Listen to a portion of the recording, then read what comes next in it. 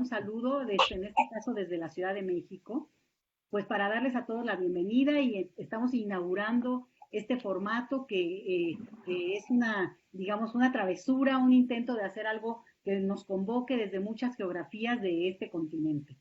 Yo creo que puede ser un experimento interesante y, por lo tanto, bueno, pues más en formato rígido, ni mucho menos, esto es una tertulia. Entonces, pues aquí con colegas que desde Argentina, Chile, Brasil, Ecuador, digo, están conectándose y todos somos académicos, cada uno en su momento nos presentamos, les presentamos, y la idea es, a propósito de las elecciones en Estados Unidos y lo que implica eso, poder leerlo digamos, en claves de Latinoamérica. Y claro, cuando hablamos de Latinoamérica, de repente es un supuesto de que fuéramos una unidad y lo somos para algunos efectos, pero para otros no. Entonces, lo específico de los países o incluso de la relación entre países es relevante y esta situación en Estados Unidos, pues obviamente puede tener una lectura desde cada lugar. Entonces, dicho eso, pues agradecerle muchísimo a mis colegas que se sumaron a esta aventura, por supuesto a mi amiguísima Gaby Rodríguez que está en Buenos Aires, ahora ya se va a presentar, así que no me adelanto, pero empiezo con esto y la idea, y se los digo de una vez para que todos tengan el contexto, quienes nos siguen, la idea es justamente que vamos a reaccionar a dos o tres temas concretos, cada uno en la idea de que no nos extendamos demasiado para que justamente intentemos empezar a contrapuntear algunas cosas que se nos hacen más interesantes o que nos quedan dudas de lo que los colegas puedan estar diciendo, ¿no? Alrededor de 3 minutos, cada quien damos una ronda y tomamos otro bloque o reaccionamos en la medida que cada quien quiera, con cierto orden, pero en caso dado se vale tratar de interrumpir, tratar, no sé si lo van a lograr, pero esa es la idea. Entonces, dicho esto, sugiero que tengamos cuando no estemos hablando apagado nuestro microfonito ya a estas alturas nos estamos volviendo todos más expertos, porque no sé si les pasaba, pero al principio, uno hablando, pero bueno. Entonces, la propuesta entonces es hacerlo de esta manera y yo me presento, bueno, lo dije muy general, pero soy la doctora Leticia Calderón Chelius, trabajo en el Instituto Mora en la Ciudad de México y me he dedicado sobre todo a trabajar cuestiones de migración, procesos político-electorales transnacionales y relaciones México-Estados Unidos específicamente. Entonces, dicho eso, me gustaría que la doctora Gaby Rodríguez se presente y después ya plantearles como el bloque y cuando va a preguntar, antes de que inicie quien vaya a ir hablando, Gaby o yo, nada más los presentamos y ya lo dejamos dicho para arrancar. Entonces, Gaby, si te puedes presentar, por favor. Hola, ¿qué tal? Bueno, buenas tardes a México, Buenos Aires, Santiago, Brasil y esperemos que de otros lugares. Primero les quiero dar la bienvenida a los estudiantes, las estudiantes, les estudiantes que se nos están sumando porque los invitamos a participar, a quienes están cursando Fundamentos de Ciencia Política 1, que justo hoy tenían una clase que estábamos viendo sistemas electorales comparados y que íbamos a después introducir temas vinculados con la cuota de género y van a tener en el parcial una pregunta sobre todos estos debates. Siempre hay que a los chicos atraer, y chicas y chiques atraerlos con esto. Así que teníamos ganas que se sumaran, porque está bueno que conozcan estos formatos y van a conocer autoras que tienen en la bibliografía del programa. Todavía de Martín no hemos dado nada, pero de Leticia, de Julieta y pronto espero que demos de Carmen también. Así que tienen la oportunidad de conocerlas y conocerlos en persona a quienes están leyendo, ya sean en nuestro programa, ya sean en otras materias. Bueno, mi nombre es Gabriela Rodríguez Rial, yo soy politóloga de la Universidad de Buenos Aires. Estamos aquí, hay que decirlo, gracias al Instituto Mora y al Instituto de Investigaciones Gino Germani, que también nos han prestado, gracias al convenio, toda la difusión que se necesita para el evento. Y, por supuesto, también agradecemos a la carrera de Ciencia Política de la UBA, que muy generosamente la atrapó esta propuesta y la estuvo difundiendo en Twitter. Entonces, hay que destacarlo también. Bueno, justamente estuvimos pensando con Leti 3 bloques que ahora les vamos a ir introduciendo y la idea es que intervengan cada uno de los invitados. Martín tuvo un problema con el audio que ahora está tratando de activarlo y desactivarlo, pero seguro lo irá resolviendo sobre la marcha. Y en estos bloques vamos a ir debatiendo primero, a partir de la coyuntura electoral, esto que les planteábamos, ¿no? ¿Qué significan las elecciones en Estados Unidos? ¿Cómo impactan en nuestro subcontinente? ¿Y qué particularidades también hay en los procesos políticos de nuestro subcontinente?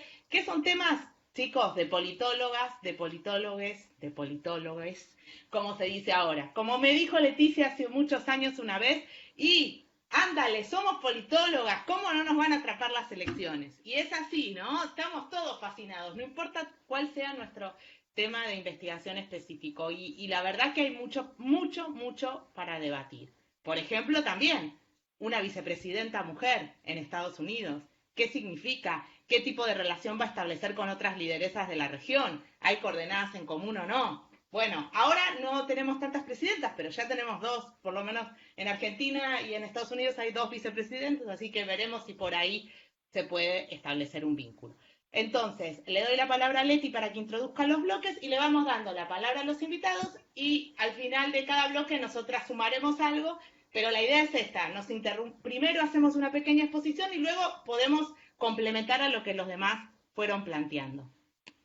Bueno, pues miren, yo creo que ya para entrar en caliente, la idea sería que reaccionemos cada uno, cada una, a, en breve, lo que destacamos de la elección de Estados Unidos, que está en, digamos, que está, pero no está, porque al final de cuentas es un momento delicado. Entonces, si quieren, y en ese sentido, bueno, hay dos opciones, que cada quien vaya, digamos, acá veo a Julieta. Julieta, simplemente Gaby dice sus tres cosas básicas un poco para ubicarla, darle la súper bienvenida, súper agradecerle, decirnos desde dónde está y que ya se arranque, y así lo hacemos con cada quien, por favor. Entonces le doy rápidamente, así se escucha, hacemos una pequeña presentación de la doctora Julieta Suárez Cao, que es doctora en ciencia política por la Universidad de Northwestern. Como muchos de ustedes saben, es especialista en partidos políticos, representación de mujeres, sistemas electorales y política subnacional. Publicó en múltiples lugares y es la coordinadora de la red de politólogas y participó en la ley que ya está ahí, ¿no? De paridad para la futura convención constituyente en Chile. Ahora se desempeña como profesora asociada en transmitida en Facebook Live. Grabación activada. Lica de Chile. Y yo quería agregar, porque Julieta me lo pidió brevemente, que además se graduó en la carrera de Ciencia Política de la UBA. Y además yo la conocí cursando Fundamentos y somos amigas desde entonces. Entonces, chicos y chicas tienen la oportunidad de pensar ver en Julieta una inspiración para su futura carrera. Gracias, Gabriela, Leticia, por la invitación. La verdad que es súper interesante. A mí me encanta la política americana. De hecho, mi minor en el doctorado fue American Politics. Y tengo la edad suficiente para recordar que en el año 2000 muchas personas desde América Latina decíamos deberíamos ir a votar a Florida, que es donde se deciden las cosas, en una elección realmente mucho más cercana que esta. Entonces, si tuviera que pensar en tres cosas así muy breves para poner o para empezar a discutir, bueno, algunas vienen de la mano de discusiones que estamos teniendo hoy día en Chile, ¿no? Así que esa la voy a dejar más para el final. Yo creo que esta elección, y tiene que ver un poco con lo que voy a hablar después, tiene esta característica que nos hizo estar como hasta el último minuto contando, ¿no?, votos como si fuera una elección mucho más ajustada de la que terminó siendo, ¿no? Y eso es interesante, ¿no? El manejo de los tiempos. No me voy a meter en política mexicana, pero a veces cuando doy clases de federalismo, ¿no?, recuerdo la elección del 88, que mucha gente decía, bueno, llegaron después los votos rurales, por eso se dio vuelta esa elección, ¿no? Entonces hay algo del timing, de qué votos se cuentan cuándo. En Estados Unidos eso se agrega a la complejidad enorme de tener 50 sistemas electorales diferentes, con reglas distintas, con qué pasa un sistema, creo yo que podemos pensarlo también desde América Latina y desde nuestros países, bueno, no Chile, sino mi país de origen, donde la participación es alta. ¿Qué pasa en estos sistemas que parecen que están diseñados para que participe poca gente? Y cuando participa mucha gente, se empiezan a ver todos los problemas, ¿no? Y todas las hendiduras y los quiebres de un sistema que bueno, que obviamente como todas las instituciones políticas define ganadores, perdedores y por lo tanto inclina un poco la cancha, ¿no? Entonces, ahí tenemos un aluvión de participación, empezamos a tener problemas logísticos. A mí me interesa mucho, porque es un debate que estamos teniendo ahora en Chile, el tema del voto postal. Y me interesa porque en el medio de la pandemia, digamos, Chile hace 15 días tuvo un plebiscito para decidir si cambiaba o no la constitución, y las autoridades decidieron dejar sin derecho a voto a las personas con PCR positivo, en vez de evaluar alternativas como, por ejemplo, el voto postal. Bueno, no las dejaron sin derecho a voto, pero no las dejaban salir de la casa, entonces como que igual no podían salir a votar, ¿no? Entonces es un tema complejo y desde la sociedad civil estamos impulsando que mínimo se evalúen otras formas de votación.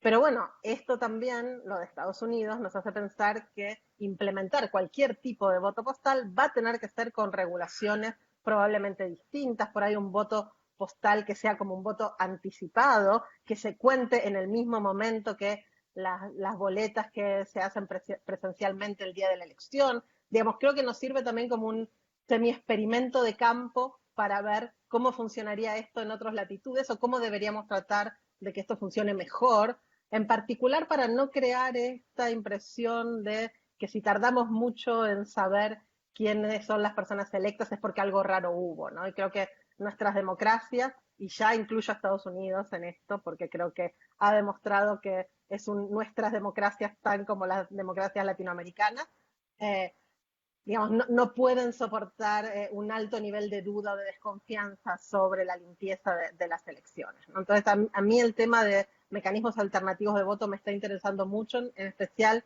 porque en Chile el año que viene tenemos 8 elecciones y lo más probable es que sigamos más o menos en esta pandemia, ¿no? De estar aislado afuera, y es importante empezar a pensar fuera de la caja.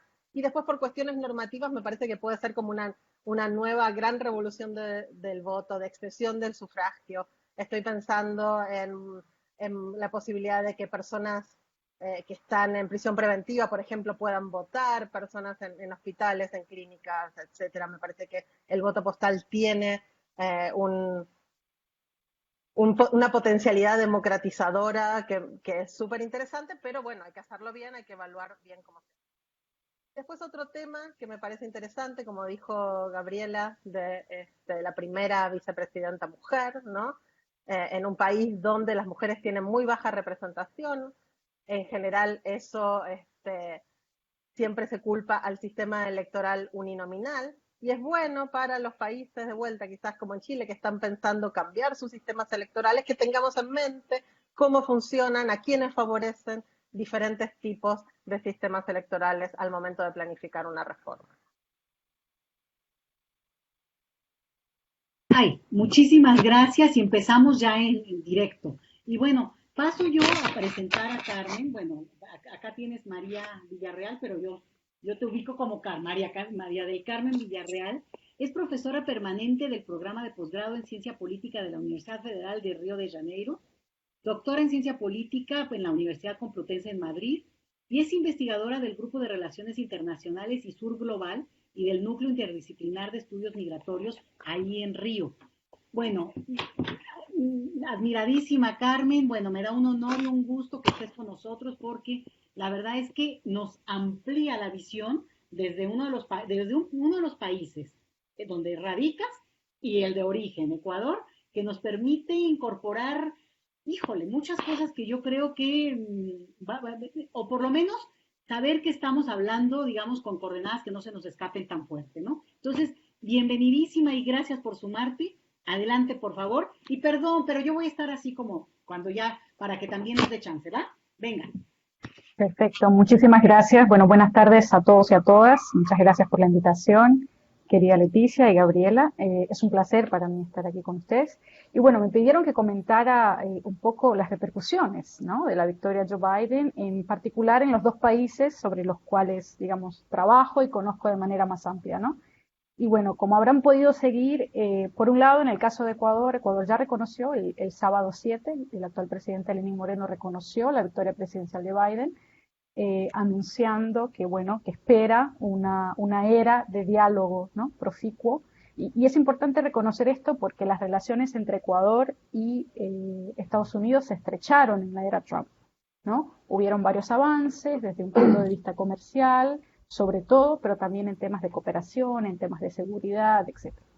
El escenario con la victoria de Biden, bueno, en principio no cambiará demasiado, a excepción de algunos puntos que después puedo profundizar sobre las percepciones, por ejemplo, en materia comercial. Desde febrero, Ecuador estaba trabajando con la administración Trump en la firma de un acuerdo comercial bilateral, ¿no? Y esto, en la medida en que cambia el gobierno, cambian sus prioridades, cambia su agenda, ¿cierto? Implicará un retraso en esos acuerdos e implicará una priorización de nuevas agendas, ¿sí? Pero en términos generales no habrá un cambio, digamos, tan significativo para las relaciones con Ecuador. ¿Sí? Esto no es el caso de Brasil, donde sí tenemos cambios sustanciales, por supuesto.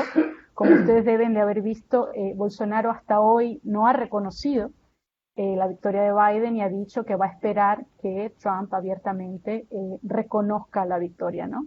Y aquí, bueno, tiemblan asesores y tiembla también un cierto sector militar que por supuesto está haciendo presión para que el presidente Bolsonaro reconozca las elecciones y no cometa el mismo error que cometió cuando ganó Alberto Fernández, donde Bolsonaro anunció públicamente que lamentaba la victoria de de Fernández, ¿no? Entonces, hay todo, digamos, un conjunto de asesores y un cierto sector militar más moderado, más pragmático, que está intentando hacer presión sobre Bolsonaro para que se comporte finalmente como un presidente, ¿cierto? Y deje de lado una política exterior muy ideológica, muy basada en preferencias personales, ¿no? Entonces, en relación al caso de Brasil, claro, se espera un cambio importante en materia de política exterior que puede implicar, por ejemplo, el cambio del actual ministro de Relaciones Exteriores y la adopción de una línea más pragmática, ¿no? Respecto a lo que ha sido hasta ahora la política exterior brasileña. Y los cambios significativos se darían en varios frentes, ¿no? Uno de ellos principalmente sería el tema del medio ambiente.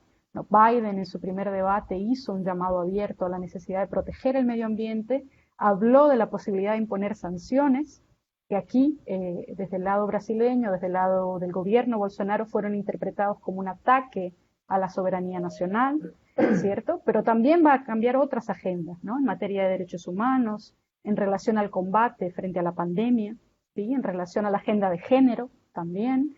Entonces se esperan grandes cambios, ¿no? Como les digo, hay una presión importante para que el gobierno reconozca la realidad, lo que ya es una realidad, que todos sabemos que es una realidad, por supuesto, y empiece a adoptar una línea más pragmática y en esa medida, ¿no? Haga cambios en las personas que están dirigiendo la política exterior, ¿no? Pero hay otros puntos calientes, por supuesto. Está el tema de Venezuela, que no es menor, sobre el que se espera también continuidad, ¿no? No cambios tan grandes, sí, seguramente algunas reformas, pero se espera una estrecha colaboración en ese sentido. No sé si, bueno, ustedes todos estarán al pendiente de que Brasil recibió la visita del secretario de Estado en septiembre, de Mike Pompeo, ¿no?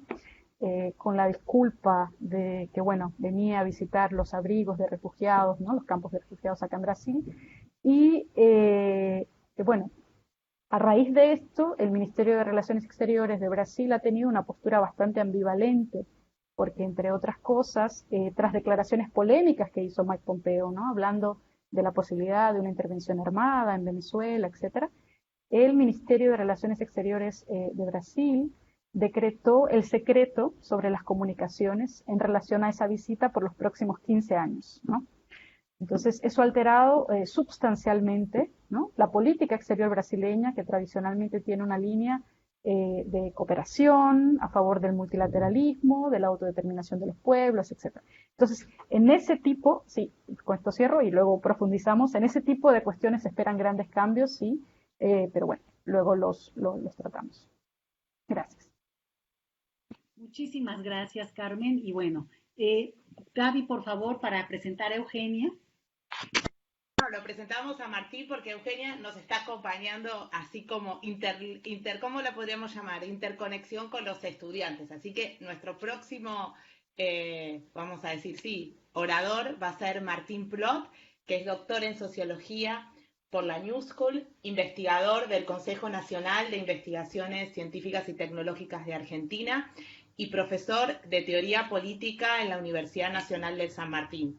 Les quería contar a quienes nos están escuchando, que, bueno, Martín tiene su tesis, que fue el libro, creo que era tu tesis de maestría, Martín, ¿no? El kitsch político. Fue un libro que a mí, cuando era estudiante como ustedes, me cambió bastante la cabeza y me hizo pensar en cómo la teoría política nos ayudaba a decir mucho sobre la política, porque a mí me gustaba la política y la teoría política y a veces no sabía, ¿no?, cómo juntarla, porque Sí, parecía que hacer teoría política era leer autores muertos solamente, ¿no? Entonces, la verdad que, bueno, acá tienen la posibilidad de entender otros sentidos de la teoría política. Adelante, Martín. qué linda introducción. No, y sí, la cantidad de veces que uno se cruza con teóricos o filósofos políticos que no les importa un pepino la política, ¿no? Que no entienden, no tienen un chip político. Bueno, pero, y lo del kitsch es gracioso porque en México, que estamos charlando junto con México, es un libro que varias veces amigos mexicanos me dijeron que lo habían leído, circula, así que ese libro, que fue el primero que escribí, circuló por ahí y después nunca más, los demás. Bueno, muchas gracias por estar acá, un placer, y la verdad que es lindo estar hablando de estas cosas en estos registros, en este contexto, ¿no? Permitan decir un poco, siguiendo lo que dijo Gaby, que bueno, yo no, más que voy a tratar de pensar en la influencia en América Latina, pero más bien con juegos, con otro tipo de juego, con un juego de figura-fondo que yo siempre utilizo para pensar Estados Unidos y Argentina, resaltando cosas que comparten, elementos que son comunes y que sin embargo se rompen en algunos aspectos fundamentales, y eso me parece iluminador. Y después, usando una noción de teoría política de William Connolly, la idea de resonancia, pensar en América Latina cómo puede resonar, que significa una cosa gestáltica, ¿no? Como que el todo es más que la suma de las partes, y efectivamente la manera en que el impacto de la derrota de Trump y la elección de Biden puede tener en la región y particularmente en el cono sur, me parece a mí. Entonces, dos o tres elementos. Estos días escribí dos articulitos en el que si quieren después comparto el link, en el que subrayo dos cositas nada más. Una, la cuestión del colegio electoral y el federalismo, ¿no? Que me parece interesante comparado con Argentina. Muchos saben que Argentina abolió el colegio electoral en la reforma constitucional de 1994, pero me parece lo más interesante, más que la mera cuestión de la ineficiencia, del hecho que está siempre en peligro y cada vez más frecuente de elegir un presidente que no obtiene la mayoría en el voto popular, etcétera. Lo que hay que pensar es qué significa, y lo que significa es que para el diseño institucional norteamericano, pero no creo yo para una mayoría de los norteamericanos, los ciudadanos contemporáneos de Estados Unidos, el presidente representa a los estados, no al pueblo norteamericano, ¿no? Entonces, eso que está asociado a múltiples otros mecanismos contramayoritarios del diseño institucional norteamericano, me parece que hoy cada vez tiene menos vigencia, y es sorprendente que el Partido Demócrata, el partido que se perjudica con la imposibilidad de introducir reformas por el bloqueo a la reforma de la Constitución y por la dificultad para elegir presidente a pesar de obtener mayorías populares, que el Partido Demócrata nunca se haya animado a avanzar con una propuesta de reforma en este sentido. Y el segundo elemento de figura-fondo con Argentina tiene que ver con el neoliberalismo de los 90 y la actitud que tuvo el Partido Popular de cada país, el Partido Demócrata en los Estados Unidos, el Partido del New Deal, el Partido aliado al Movimiento de Derechos Civiles, y el peronismo en la Argentina, que fue el vehículo de la introducción de la mayor cantidad de reformas neoliberales y de privatización de los servicios públicos, de reducción de la safety net, ¿no? del estado de bienestar, etcétera, en ambos países. Y lo que me parece interesante es el giro que tuvo, ¿no? En Argentina el peronismo tuvo un movimiento interno que lo hizo distanciarse de esas políticas que abrazaron el neoliberalismo, y en los Estados Unidos, crecientemente de los 90 y sobre todo luego de la presidencia de Obama, se nota la reticencia militante, firme, del establishment del Partido Demócrata por desandar ese camino de convertirse también en el partido de las reformas neoliberales, y lo que eso está produciendo en la sociedad norteamericana, el abandono que eso está produciendo en ciertos sectores de la sociedad americana que se ven perjudicados por esas reformas neoliberales, y la peligrosidad que eso tiene para el tipo de constelación y de articulación política que ya venía siendo y que está convirtiéndose el Partido Republicano Y sobre eso voy a volver indirectamente con los otros dos comentarios.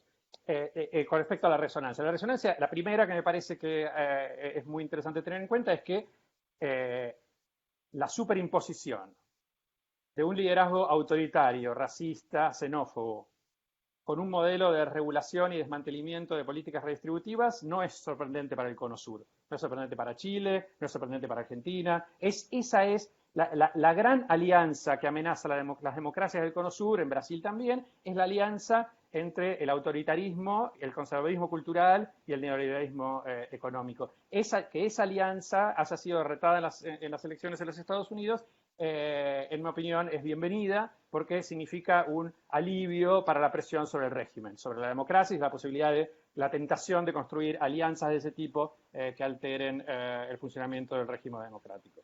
El segundo elemento es más simple, es histórico. Me faltan dos elementos. Uno mira para atrás, otro mira para adelante. Mirando para atrás, por más que los presidentes demócratas no hayan sido maravillas con respecto a la región, la diferencia con los presidentes republicanos es abismal. Los presidentes republicanos han tenido hostilidad para cualquier dimensión de lógica política democrática en Latinoamérica, excepto las que se caracterizan por estos dos elementos que dije antes, ¿no?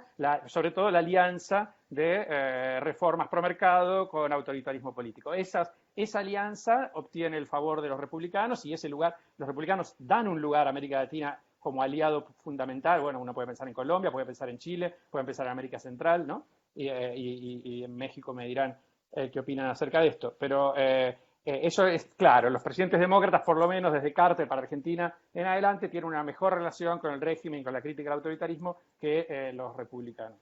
Y el tercer elemento apunta a lo que decía antes de las transformaciones en el Partido Demócrata y el impacto que ha tenido un doble movimiento social, ¿no? O sea, Estados Unidos es una sociedad cada vez más desigual, cada vez más polarizada socialmente, donde amplísimos sectores cada vez se ven más empobrecidos y sobre todo tienen más dificultad para acceder a bienes y servicios que el resto de la sociedad puede acceder de otra manera que a través del endeudamiento, que a través de la precarización laboral.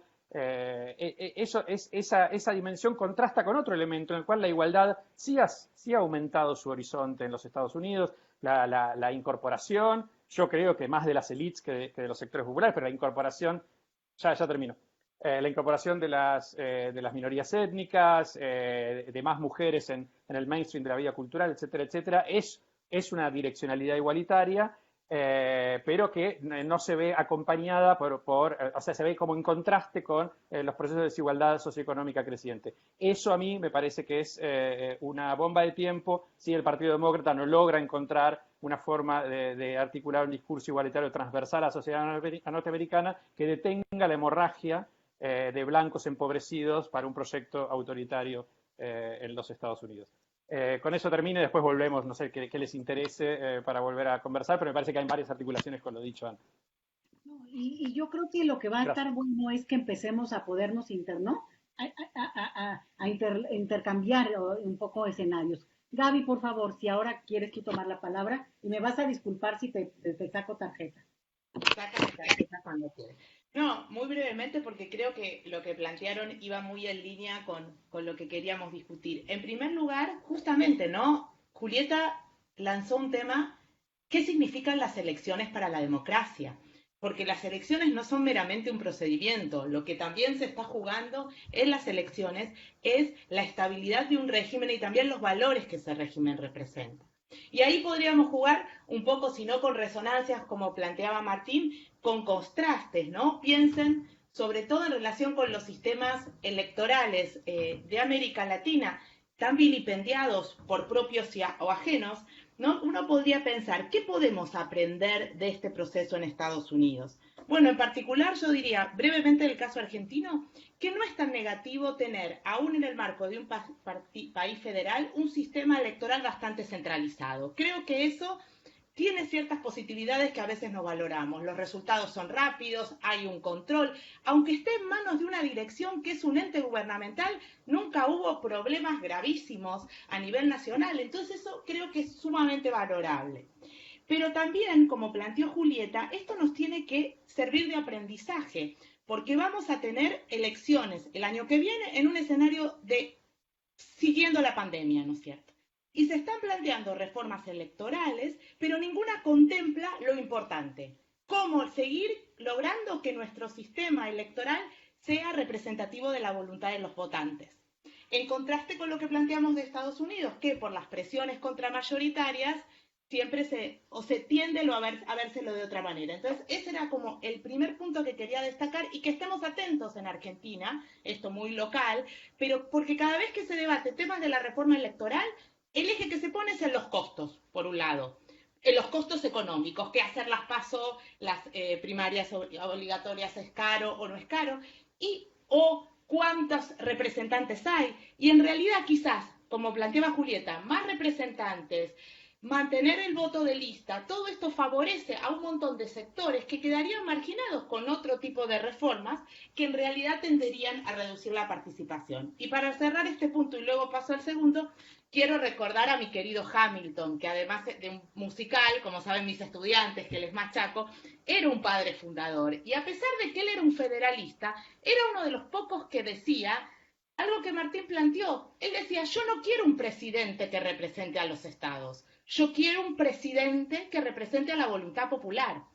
A pesar de que él tampoco le gustaba, digamos, lo que llamaríamos el populacho. Pero cuando planteaba esto, ¿qué decía? Primero porque estaba en contra del poder de los estados, quería un poder central fuerte. También uno podía pensar en el origen de Hamilton. Hamilton era un outsider, era, digamos, un migrante, dirían hoy, alguien que venía de la exterioridad y que llegó casi por esa magia del sueño americano, diría Trump, a las máximas posiciones. Y esta crítica que él planteaba era muy importante, y en realidad uno podría decir que esa visión, ¿no?, de pensar al presidente como en ese vínculo con el pueblo se fue perdiendo, y quizás en América Latina, que siempre nos critican tanto, tenemos una referencia más directa de las figuras presidenciales y el pueblo, y eso también puede verse institucionalmente positivo.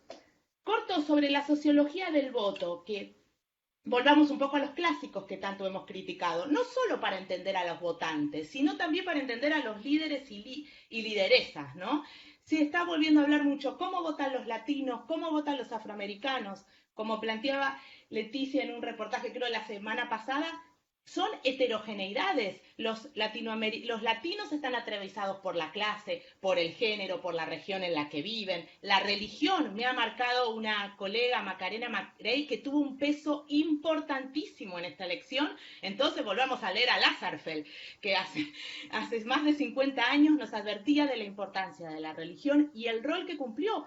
Como dijo Martín, cómo cambió el Partido Republicano, que pasó a transformarse en un partido donde sectores que originalmente eran minoritarios se transformaron en fuertemente mayoritarios, aunque sea en los que movilizan y motorizan al partido. Les parecerá loco, pero en los años 70 el expresidente Bush, padre, defendía el aborto. Era uno de los máximos defensores del aborto, y ahora se está revirtiendo el aborto a través de la política de los republicanos, y donde también pensemos, hablamos de lideresas y decimos lo importante que haya mujeres en la política, pero las mujeres en la política también son distintas. No es lo mismo Sarah Palin que Ocasio-Cortez, que mis estudiantes deben saber porque se la nombro cada tanto, pero piensen en eso, o sea, no porque haya más mujeres van a ir hacia un lugar. Y esto retomo al final para vincularlo con América Latina, lo que dijo Martín. Yo soy un poco más escéptica con los demócratas y América Latina, especialmente Argentina. Me empieza a surgir lo de Carter, lo concedo totalmente, más porque anda por ahí uno de mis hijos que es como ultra fanático de Carter, no sé de dónde lo sacó, parece que ponía paneles solares, ¿viste? Entonces él cree que Carter es, claro, para él Carter, para nosotros chicos, o para ustedes alumnos, Carter es como la prehistoria, para nosotros no tanto. Bueno, entonces, no, me dice, mamá, Carter fue un gran presidente, y realmente lo fue, pero bueno, en la historia de América Latina también las relaciones con las presidencias demócratas fueron difíciles. Y los Clinton, a los que muchos de mi generación, cuando eran niños y jóvenes, admiraron, también son responsables de eso, ¿no?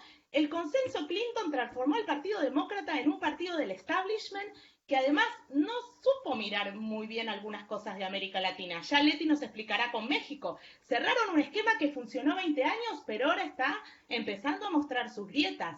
Y en el caso de Argentina han tenido una actitud muy refractaria respecto de cualquier alternativa, podamos decir, como decía Martín, crítica del neoliberalismo, ¿no? Porque la agrupan como en el eje del mal, por así llamarlo. Entonces creo que para que esto mejore va a tener que haber, por un lado, un cambio en la mirada hacia América Latina y un cambio interno. Esto que decíamos, hay que representar a los que necesitan ser representados y las clases trabajadoras estadounidenses tienen que ser representados y no deben ser planteados como los antagonistas de las minorías. Y aquí terminé.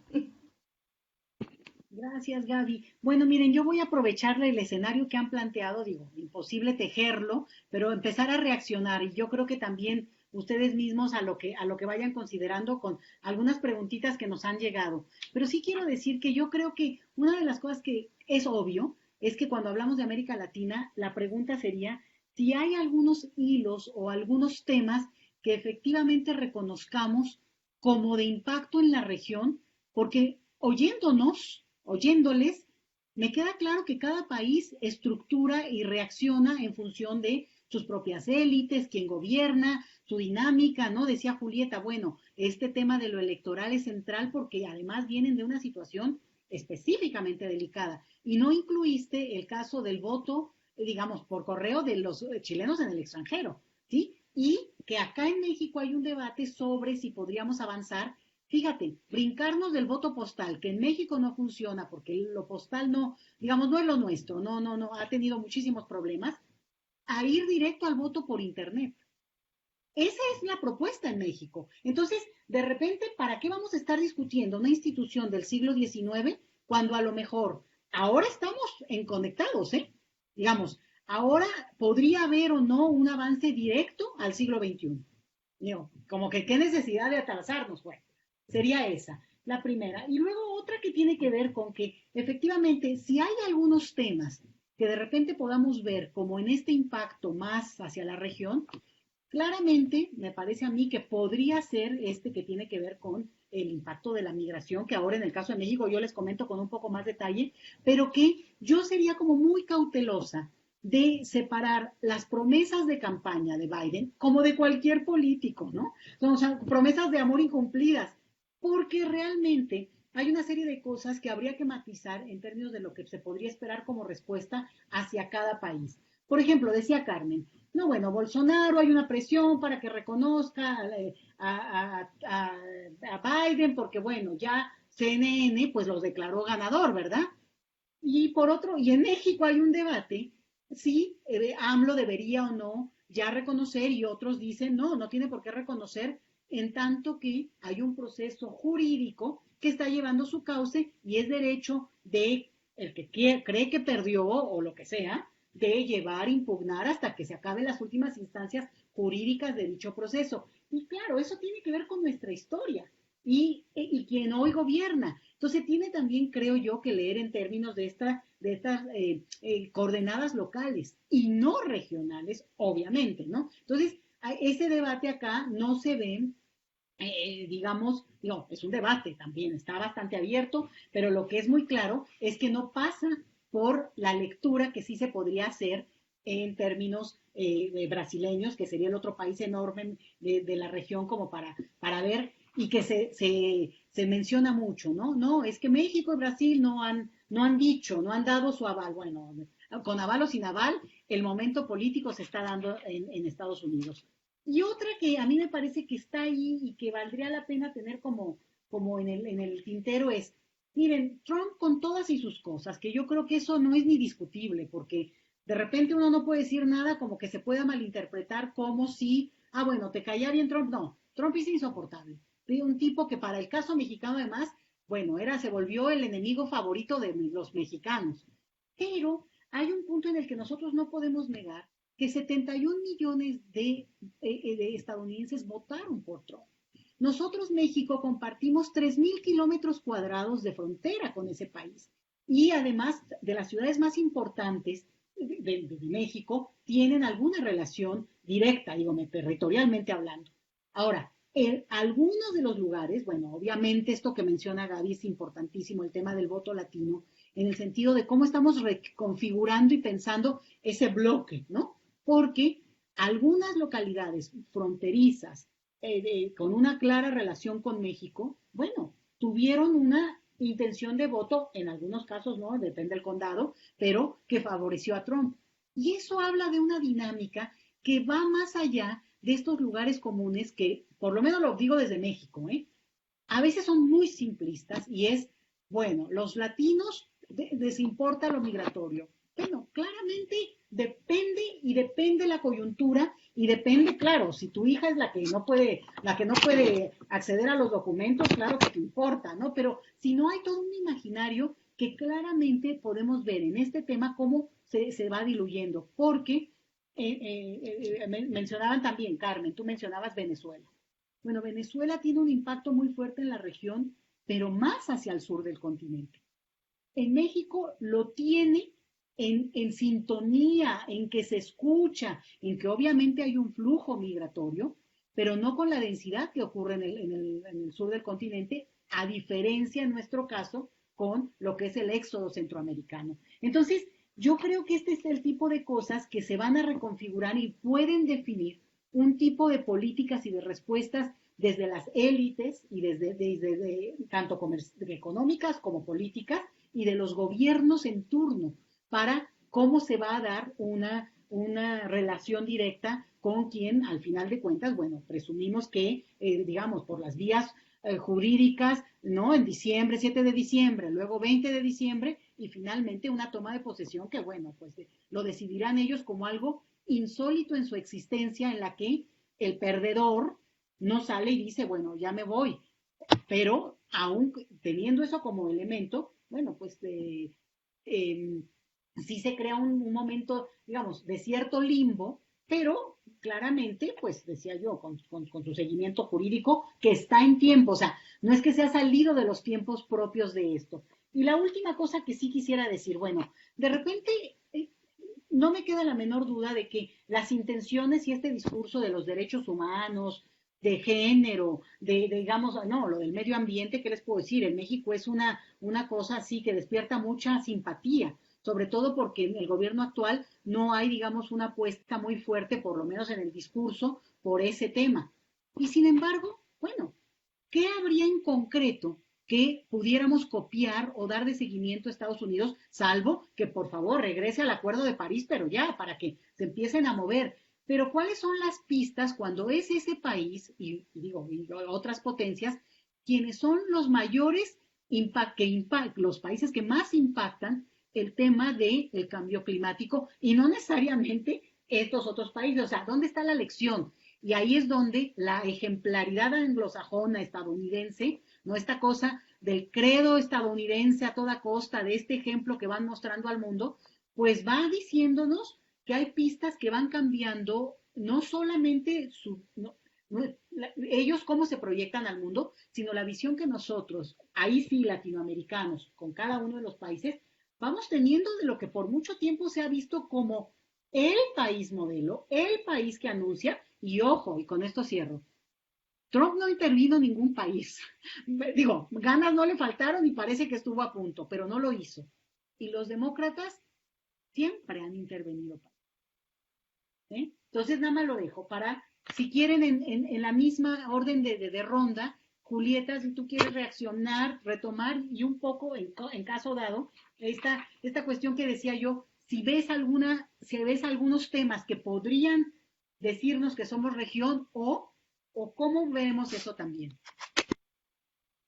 Mira, muy interesante, Leticia. Tengo algunas reacciones. Me hizo acordar, Gabriela, que Hamilton decía, ¿no? ¿Para quién estamos escribiendo esta Constitución? ¿Para las personas o para estos seres imaginarios que llamamos estados, ¿no?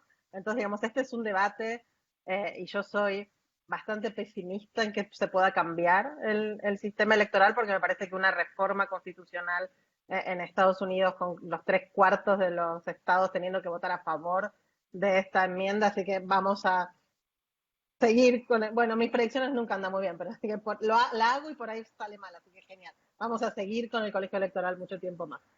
Con respecto a la región, bueno, yo no soy experta en política exterior, tengo la misma visión tuya, Leticia. Me parece que la política exterior de Estados Unidos es más una política de Estado y que no hay tanta diferencia, al menos en la era contemporánea. Por ahí sí en la época de Kennedy, Nixon, Carter, pero que ahora me parece que no hay tanta diferencia entre de republicanos o demócratas, a pesar de ser una obamista de la primera hora y haber visto con buenos ojos el acercamiento a Cuba, por ejemplo, y que me parece que es una muy buena política que ojalá se pueda continuar. Me parece que en promedio no hay grandes diferencias.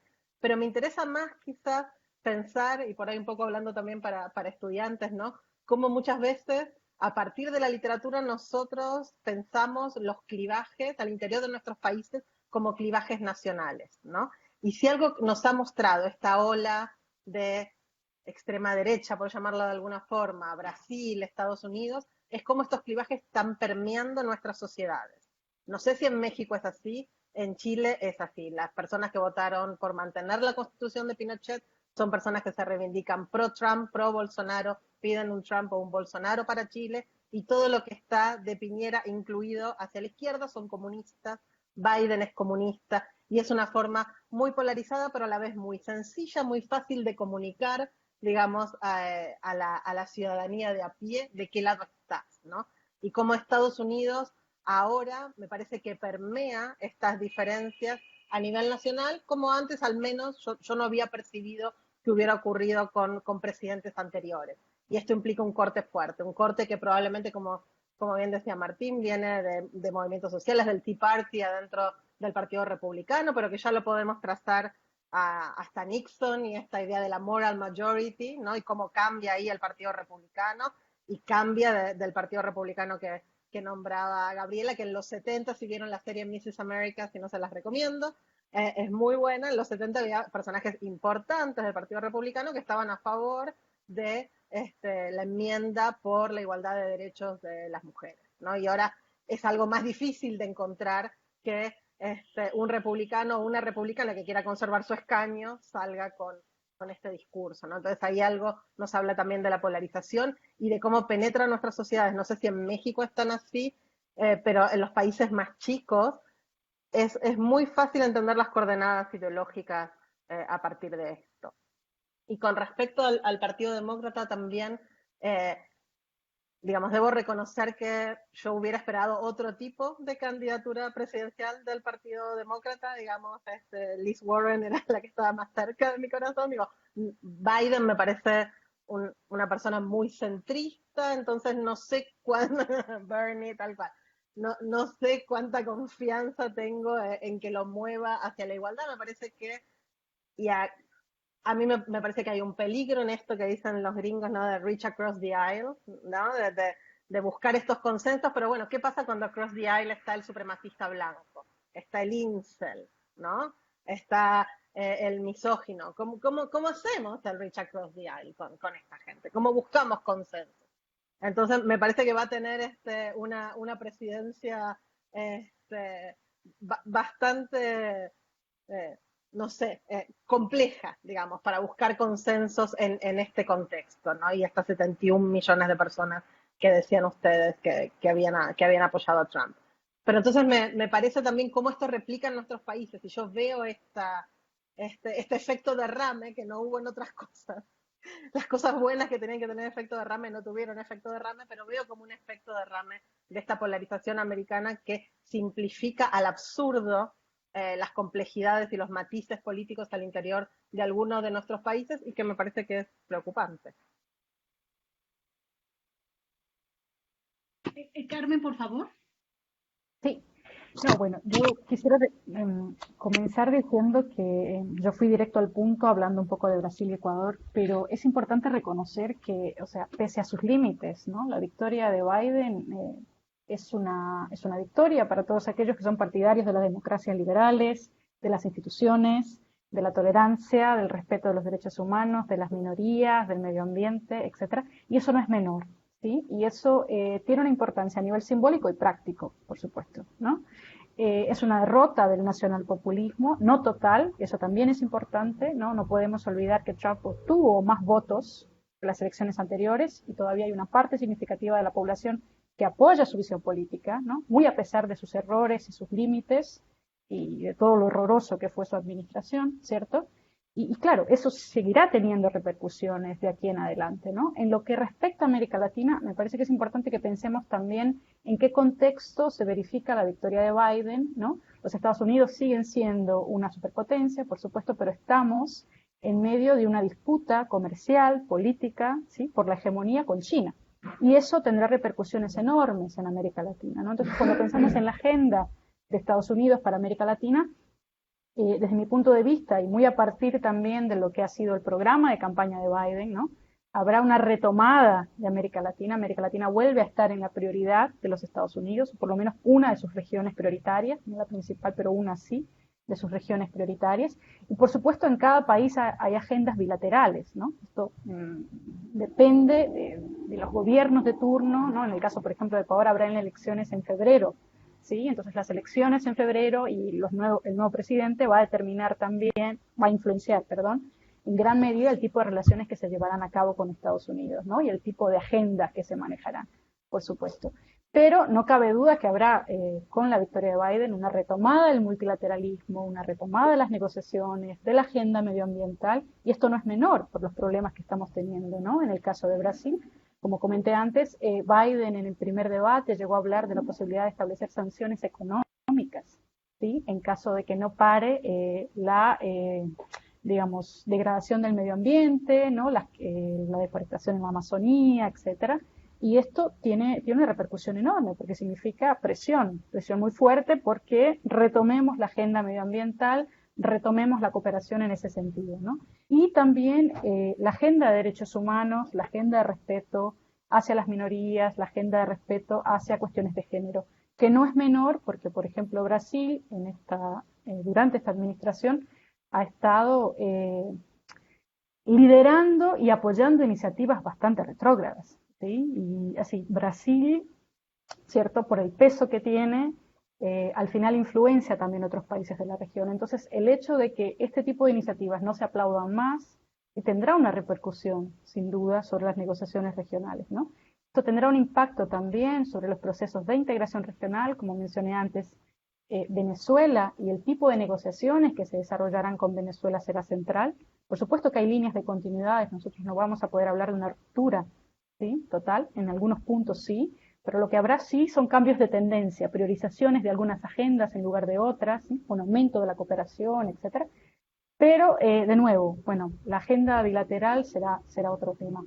Quería comentar algo que dijo Gabriela a propósito de contrastes, ¿no?, retomando un poco algo que comentó Martín también, y yo creo que estas elecciones también nos han mostrado la necesidad de valorar un poco más lo que tenemos. Tú hablaste de sistema electoral y hablaste de tecnologías, etcétera. Bueno, algo que se ha discutido mucho acá en Brasil es también la rapidez y la eficacia del sistema electoral brasileño y de su tecnologización a partir del 96, ¿no? Nosotros tenemos un sistema 100% electrónico, con urnas electrónicas y un resultado bastante inmediato, ¿no? Y es increíble cómo un país que posee Facebook, IBM y las grandes compañías tecnológicas haya demorado tanto en el conteo. Eso también ha sido significativo y simbólico, ¿no?, para mostrar un poco, digamos, el papel que Estados Unidos están teniendo, también respecto a lo que comenté antes, que es esta disputa en todos los sentidos con China. Bueno, de puntos que puedo retomar después. No sé si se me acabó el tiempo, te veo moviendo la cabeza, Leti.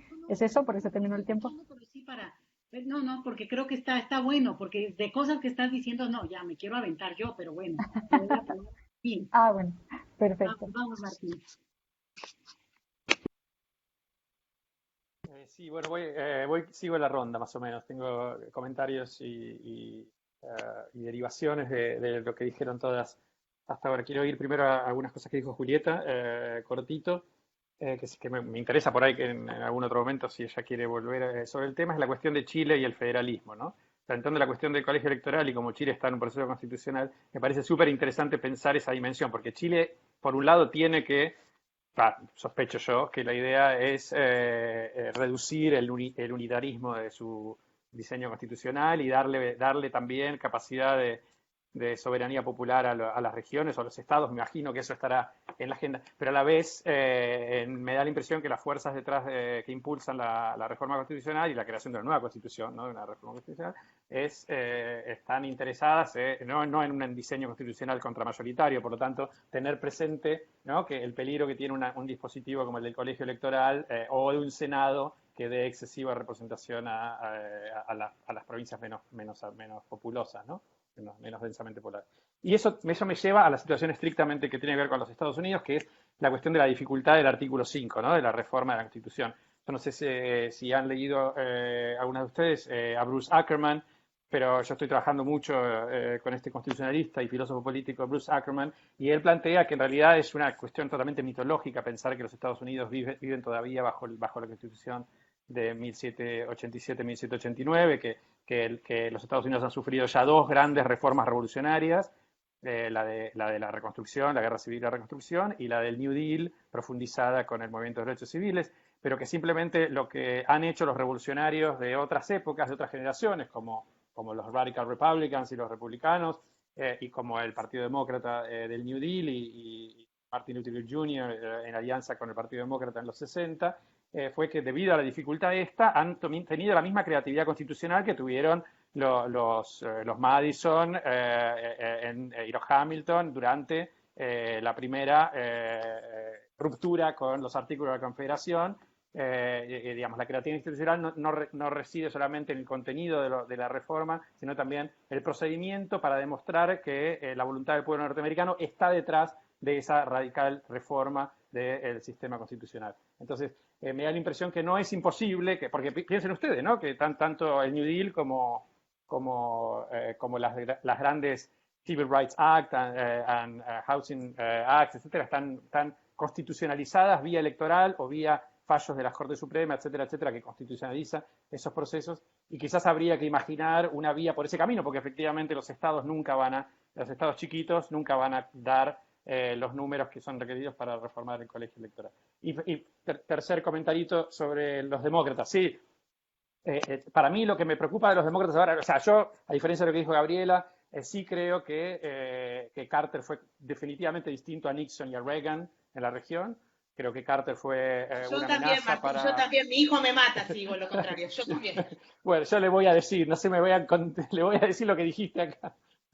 Pero para que vean, Patricia Derian, la representante del hemisferio occidental del Departamento de Estado durante Carter, es la única persona norteamericana que tiene la medalla de honor de José de San Martín, otorgada por Néstor Kirchner, en reconocimiento a su defensa de los derechos humanos de la región. Eso no lo tiene ningún republicano.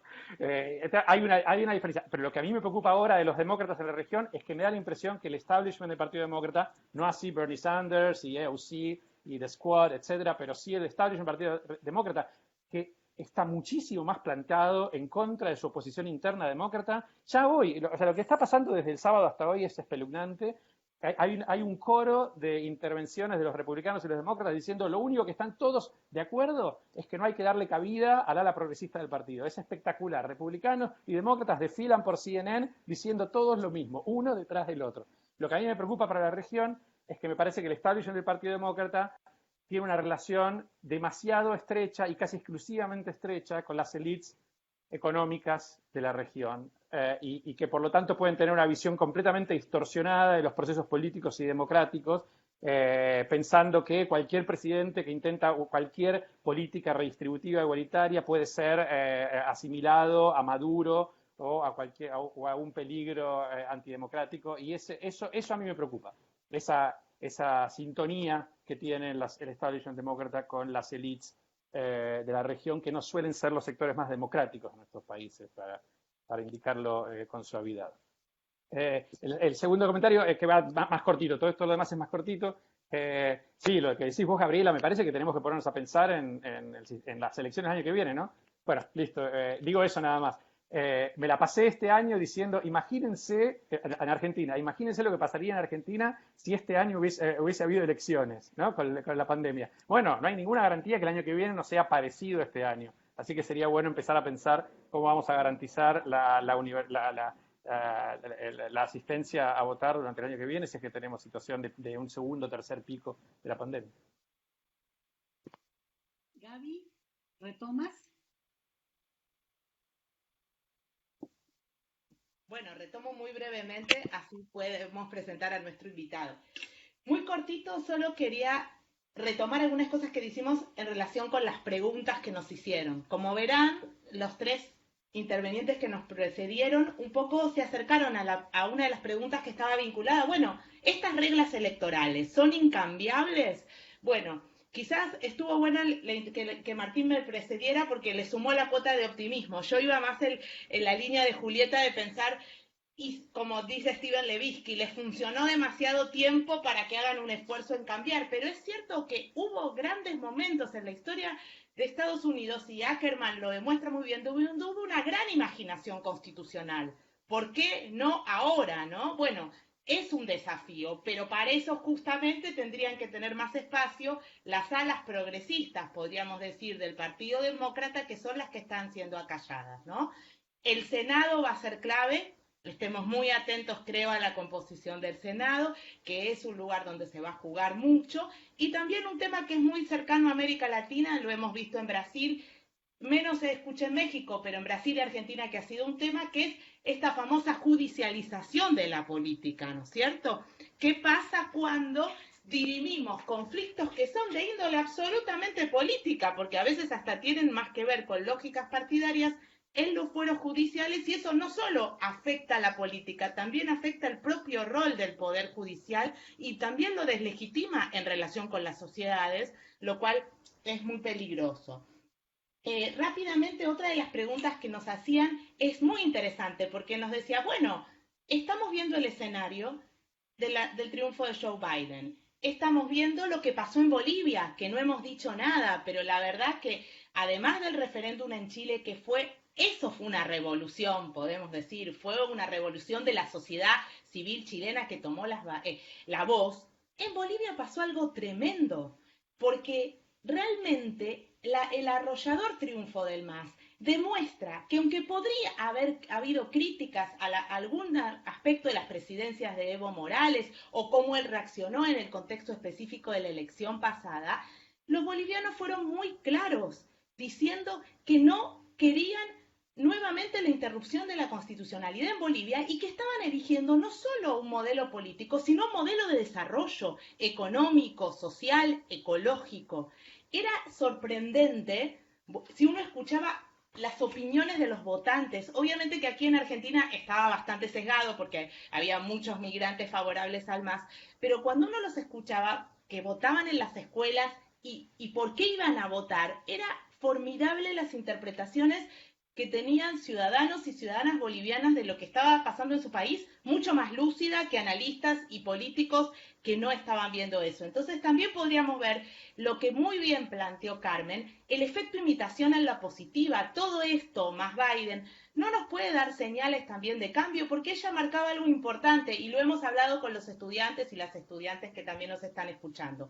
Como si desde la voz del poder se legitiman maltrato, desigualdad, burlas, abusos, eso es muy importante para una sociedad democrática. Y eso realmente con Trump estaba pasando, y con otros líderes de la región con más o menores matices también estaba pasando. Entonces, ese cambio que nos puede parecer, vamos a decir, de maquillaje, realmente no lo es, y tiene su importancia. Dos cosas para cerrar, que ustedes lo hablaron, pero podríamos retomarlo más, ¿no? La discusión detrás de el cambio político también tiene que haber algo que tenga que ver con el modelo de desarrollo. Y cuando hablamos del modelo de desarrollo, hablamos de las migraciones, los modelos económicos, el desarrollo social, y como también planteó muy bien Carmen, la cuestión medioambiental. Yo creo que nuestras democracias tienen que empezar a jugar ahí también, porque si no es como que hay una cosa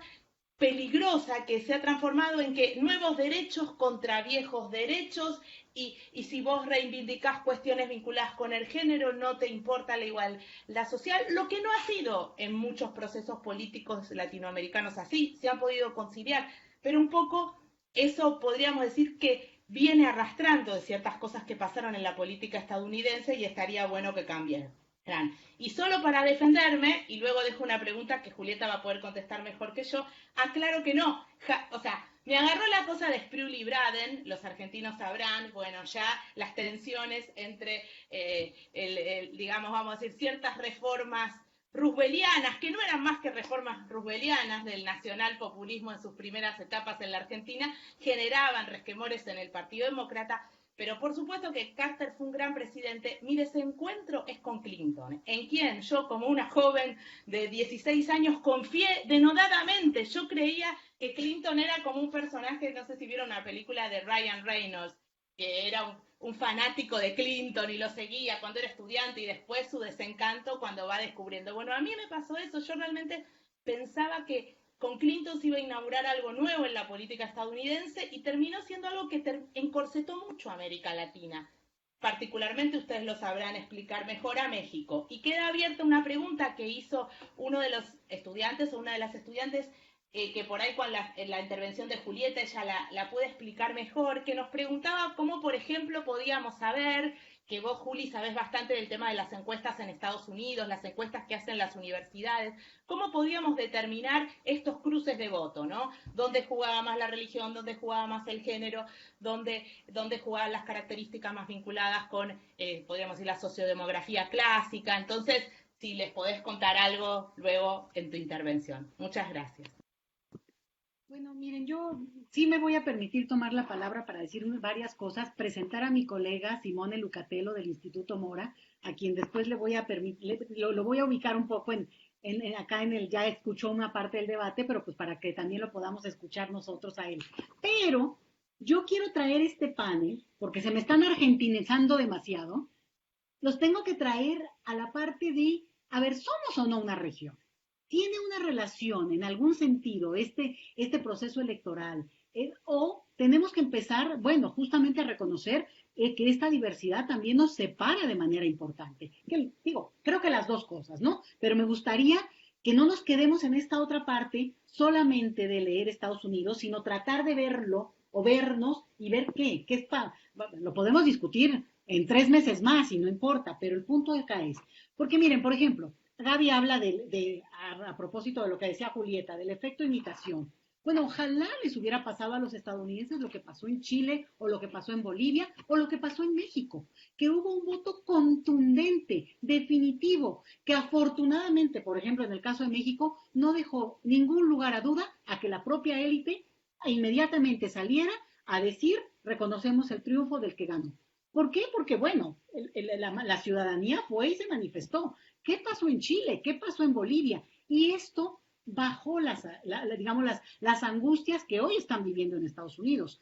Y la dimensión que ustedes puedan decir o lo que sea en términos del debate, y que ese personaje llamado Trump obviamente moviliza de una manera distinta. Pero a mí me parece que eso es importante, porque volvemos al discurso donde, claro, la democracia ejemplar, la democracia que tiene una cantidad de virtudes, que por supuesto que las tiene, tan las tiene que se puede reiniciar con otro contenido, pero otra vez, yo voy a insistir, me impresiona mucho esta cosa de que entiendo perfecto lo que dicen tanto Gaby como Carmen, en el sentido de que hay un discurso tan brutal, tan agresivo, tan salvaje, que dio lugar y permitió, por ejemplo, en el tema migratorio, que yo quisiera después retomar ese punto por sí mismo, permitió un trato muy, muy duro, muy cruel respecto digamos, al otro, ¿no? Que sean mujeres, que sean migrantes, que sean cierto tipo de minorías. Bueno, se permitió, se dio lugar por la brutalidad del personaje, pero pensar que de verdad demócratas y republicanos hacen una república distinta, yo de repente digo, caray, creo que estoy hablando desde México, donde tenemos un nivel de fibra de resistencia, porque está esta cosa de que siempre los tenemos encima, que no sé, tal vez eso me está pasando. ¿Por qué? Porque de repente el discurso de los derechos humanos viene acompañado y ha venido acompañado toda la vida, que es lo que Biden dice, de un intervencionismo brutal. En México, mi país, lo que hubo es, de parte de Obama, tan querido y tan guapo que no lo puedo negar yo, pero el punto interesante es una guerra alimentada por un tráfico de armas, bueno, pasado de manera física, caminando, ¿no? Y ese es un punto que sí tiene que ver con intereses propiamente estadounidenses que se alimentan de la dimensión bélica. Entonces, que Biden, que para mí es un político, les diría yo, otra vez, que quede muy claro y se entienda, Trump es un bárbaro, es un salvaje, es la derecha que cristaliza esta imagen. Imagínense quién era su sustituto, Pence. O sea, la ultraderecha. O sea, a ver, Trump es un juguete en ese sentido. Bueno, ok. Pero dicho esto, lo que tenemos es que Biden tiene 50 años en el poder. Yo no veo esta diferencia, salvo, por supuesto, la elegancia, la simpatía, el buen trato para decirte, púdrete. O sea, ¿me entienden? Entonces, sí matizo esto. O claro, te les digo, ya me estoy demostrando que digo, uno cuando vive tan cerca tiene una lógica como que permite así como reaccionar. Por ejemplo, simplemente este tema que tiene que ver con, por ejemplo, la posibilidad de que Estados Unidos, y lo dijo en su programa de campaña, haga revisión de temas como los derechos humanos.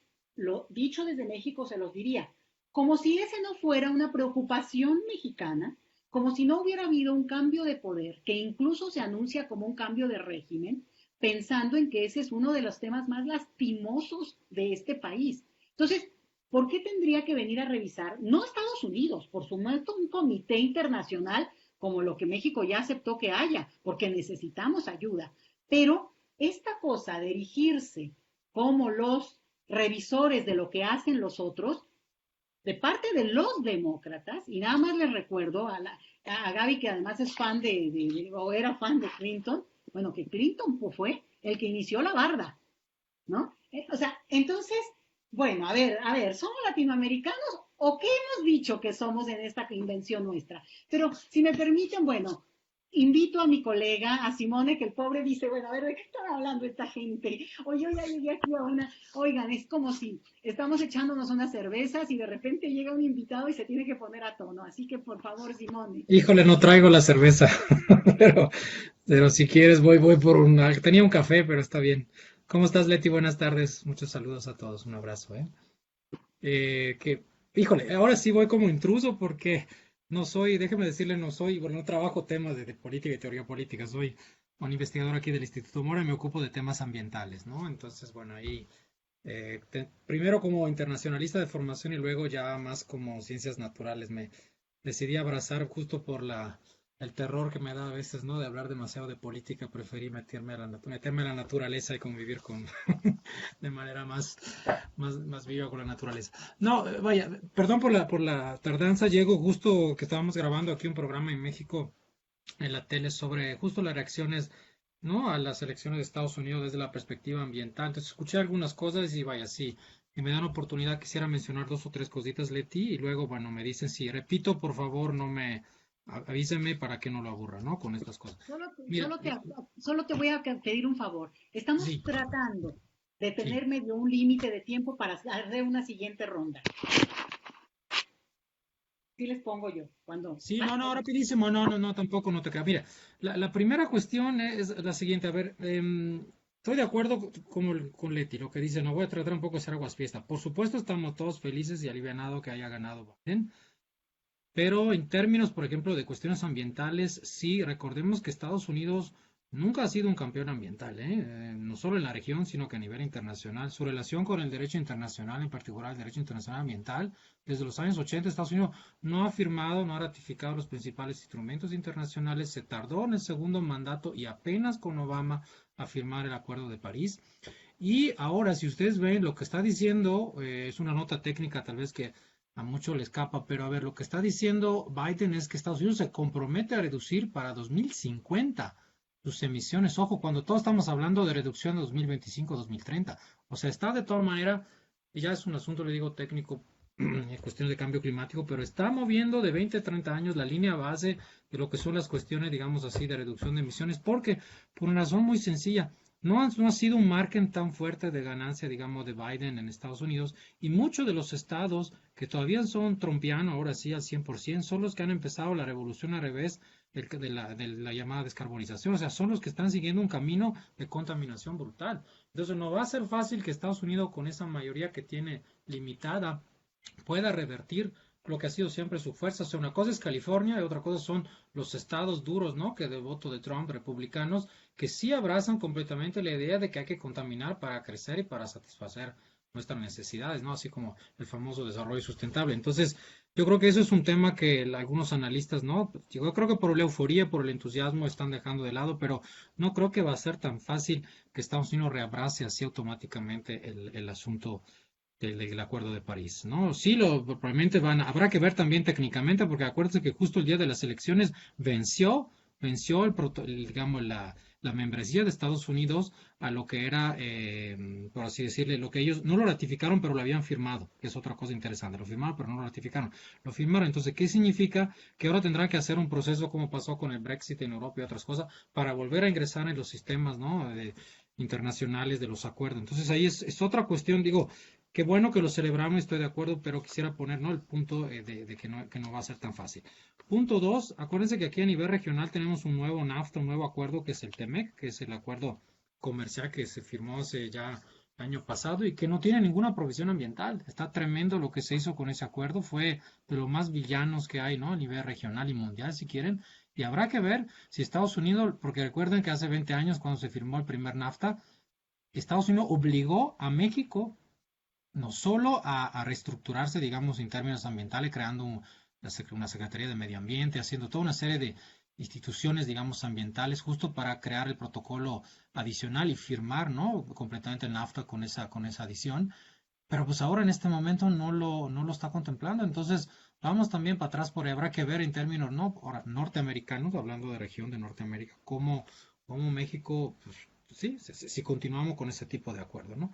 Por un lado. Y luego, bueno, todas las otras cosas que han mencionado ustedes, desde la crisis, ¿no?, regional, la crisis, si quieres, creo que ya lo mencionaron, pero en México tenemos claramente también, desde la perspectiva ambiental, una visión muy negativa. Ahorita se le está llamando en la región, ¿no?, con las buenas corrientes de la ecología política latinoamericana, se le está llamando necropolítica o necroeconomía, que es decir, estamos dando muerte voluntaria con los estados y a través de políticas públicas equivocadas al medio ambiente y a todo lo que implica para nuestra sobrevivencia, ¿no? Entonces, no lo sé, son temas así muy, muy delicados. Brasil, por supuesto, es el principal en este momento, ¿no?, que tiene el ojo puesto ahí, ¿no?, en el huracán, pero muchos otros países, incluyendo a México, están haciendo políticas muy discutibles en temas ambientales.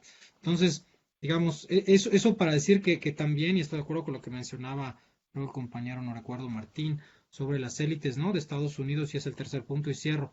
Eh, en Estados Unidos no solo es un tema de medio ambiente y, digamos, es también un tema vinculado a cuál agenda de desarrollo global, ¿no? Entonces, en América Latina estamos hablando y hemos aplicado mucho todo el tema de los ODS, la Agenda 2030, los Objetivos de Desarrollo Sostenible, pero en Estados Unidos y en Canadá también, me consta, no se está hablando para nada de esta agenda, no es la agenda de desarrollo que estos países comparten con la región, no le importa absolutamente un bledo, como dicen, de todo eso, ¿no? Entonces, o nada.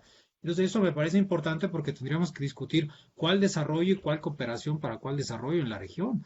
Porque ahorita quiero ver Biden justamente cómo va a proyectar nuevamente, ¿no?, si quieren, el poderío, el imperio de Estados Unidos en la región a través de cuáles visiones de desarrollo. Y eso creo que nos preocupa mucho a toda la región, no solamente a México, ¿no?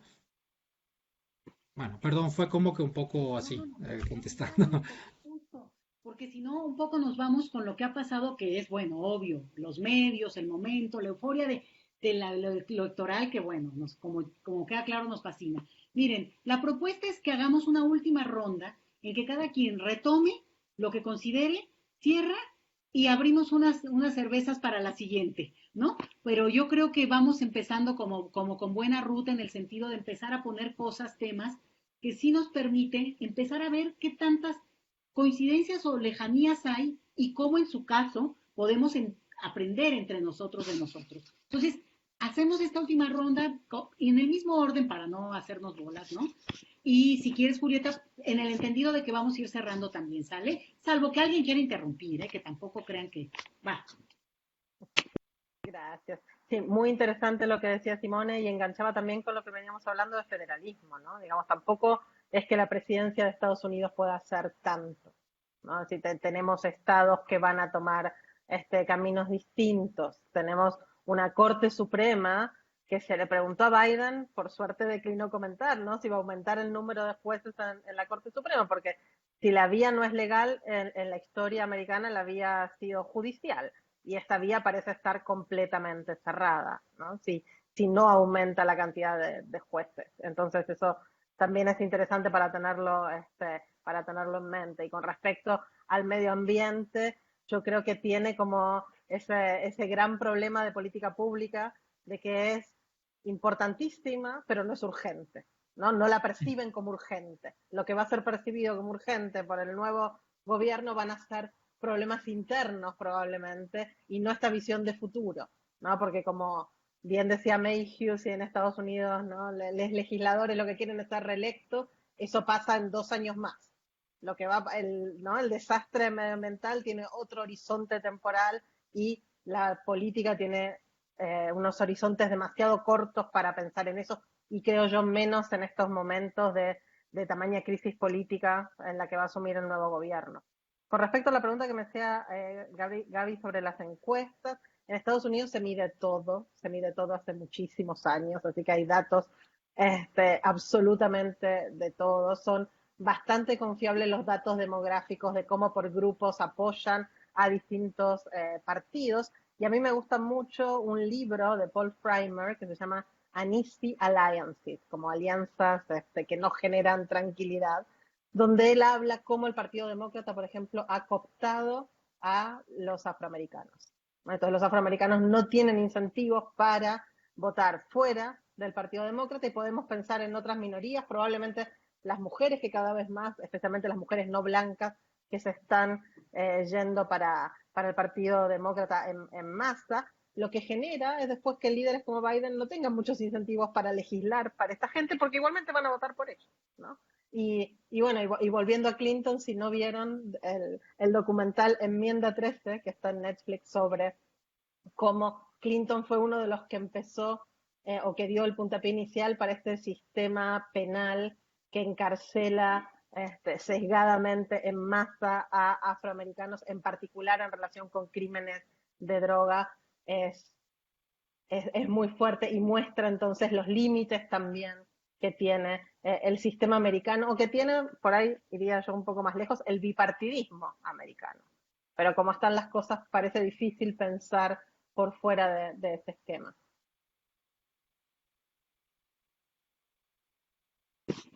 Bueno, gracias Julieta y Carmen, por favor. Sí, bueno, yo quisiera hacer 2 breves comentarios. Uno es que, por supuesto que, a ver, por un lado tenemos que hacer una diferencia entre celebrar la victoria de Joe Biden por aquello que significa, ¿cierto? Por la esperanza que trae, por lo menos en términos simbólicos, ¿sí? Y distinguir eso de la realidad, ¿no? El discurso de la práctica, eso es fundamental, ¿no? Cuando hablamos de política exterior, al final, más allá de la ideología, de los valores que puedan existir, prevalecen los intereses, ¿sí? Y el pragmatismo.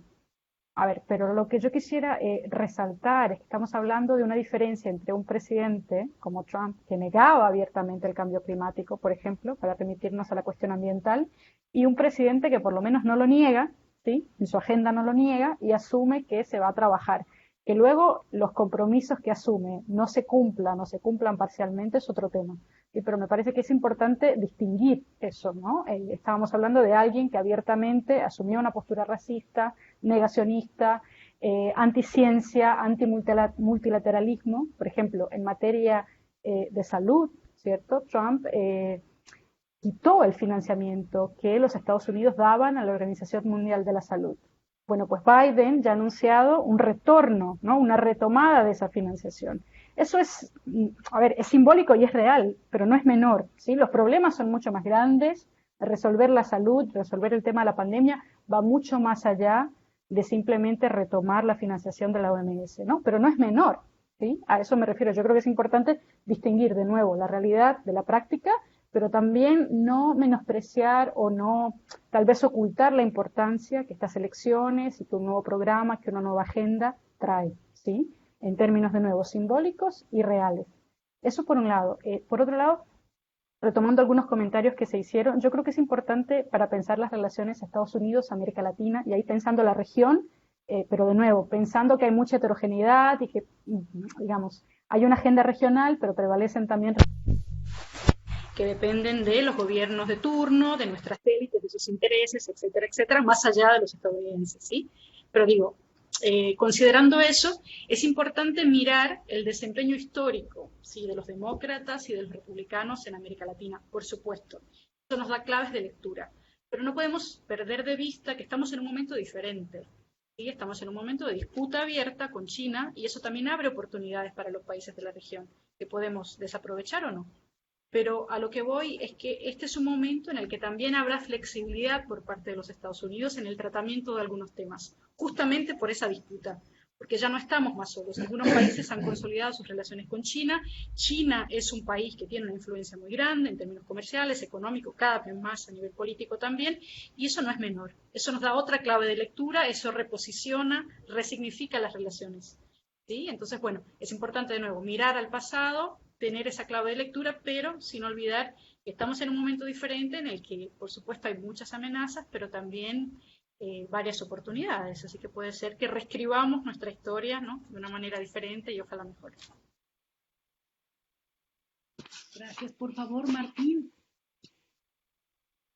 Sí, no, estoy aterrorizado de que se me piense como alguien no crítico del Democratic National Committee. No, si alguno de ustedes me ha leído en los últimos 5 años, yo estoy obsesionado con la responsabilidad del establishment del Partido Demócrata en bloquear las agendas responsables que todos nosotros, que Leticia, que Simone y que los demás están enfatizando. O sea, realmente, si ustedes me preguntan, recuerden el comienzo de mi punto, ¿no? O sea, para mí es clave el momento en que el Partido Demócrata es cooptado por el neoliberalismo durante la presidencia de Clinton y el hecho que no ha dado pasos atrás. Es decir, que el establishment que maneja el partido desde ese momento ha sido, lamentablemente, tremendamente exitoso en bloquear todos los movimientos interiores al partido que han tratado de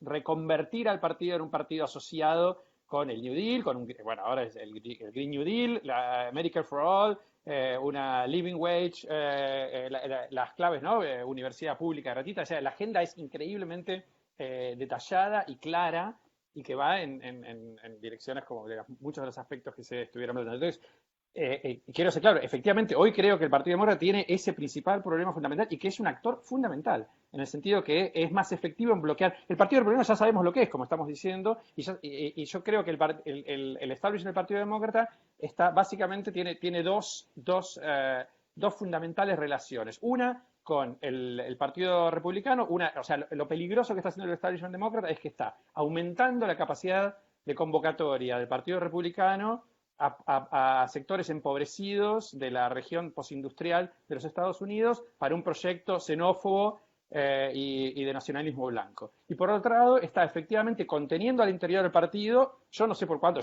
yo creo que Robert Reich, el que fue ministro de Trabajo de Clinton, hace rato está promoviendo que una vez, bueno, eso es lo que proponía en el 2016, ganamos y al día siguiente creamos The Progressive Party para tener 4 años para construir un partido que no sea simplemente un partido minoritario que le saque votos al Partido Demócrata y haga que gane el Partido Republicano. Yo creo que para América Latina lo que pasa al interior del Partido Demócrata es clave. Eso es más importante que cualquier otra cosa. Allí están nuestros aliados. Nuestros aliados están en los sectores progresistas del Partido Demócrata. Y después a cosas que dijo Leticia en relación a la diferencia entre México y Brasil y Argentina. Yo estoy totalmente interesado en la reticencia por parte de México a reconocer inmediatamente el triunfo, porque me parece que es una cuestión de política de Estado. Tienen que tener responsabilidad, tienen 3.000 kilómetros de frontera, no pueden jugarse por algo que no saben cómo va a terminar. En cambio, en el Cono Sur, Bolsonaro y Alberto Fernández claramente juegan una carta de el enemigo de mi enemigo es mi amigo, el amigo de mi amigo es mi enemigo,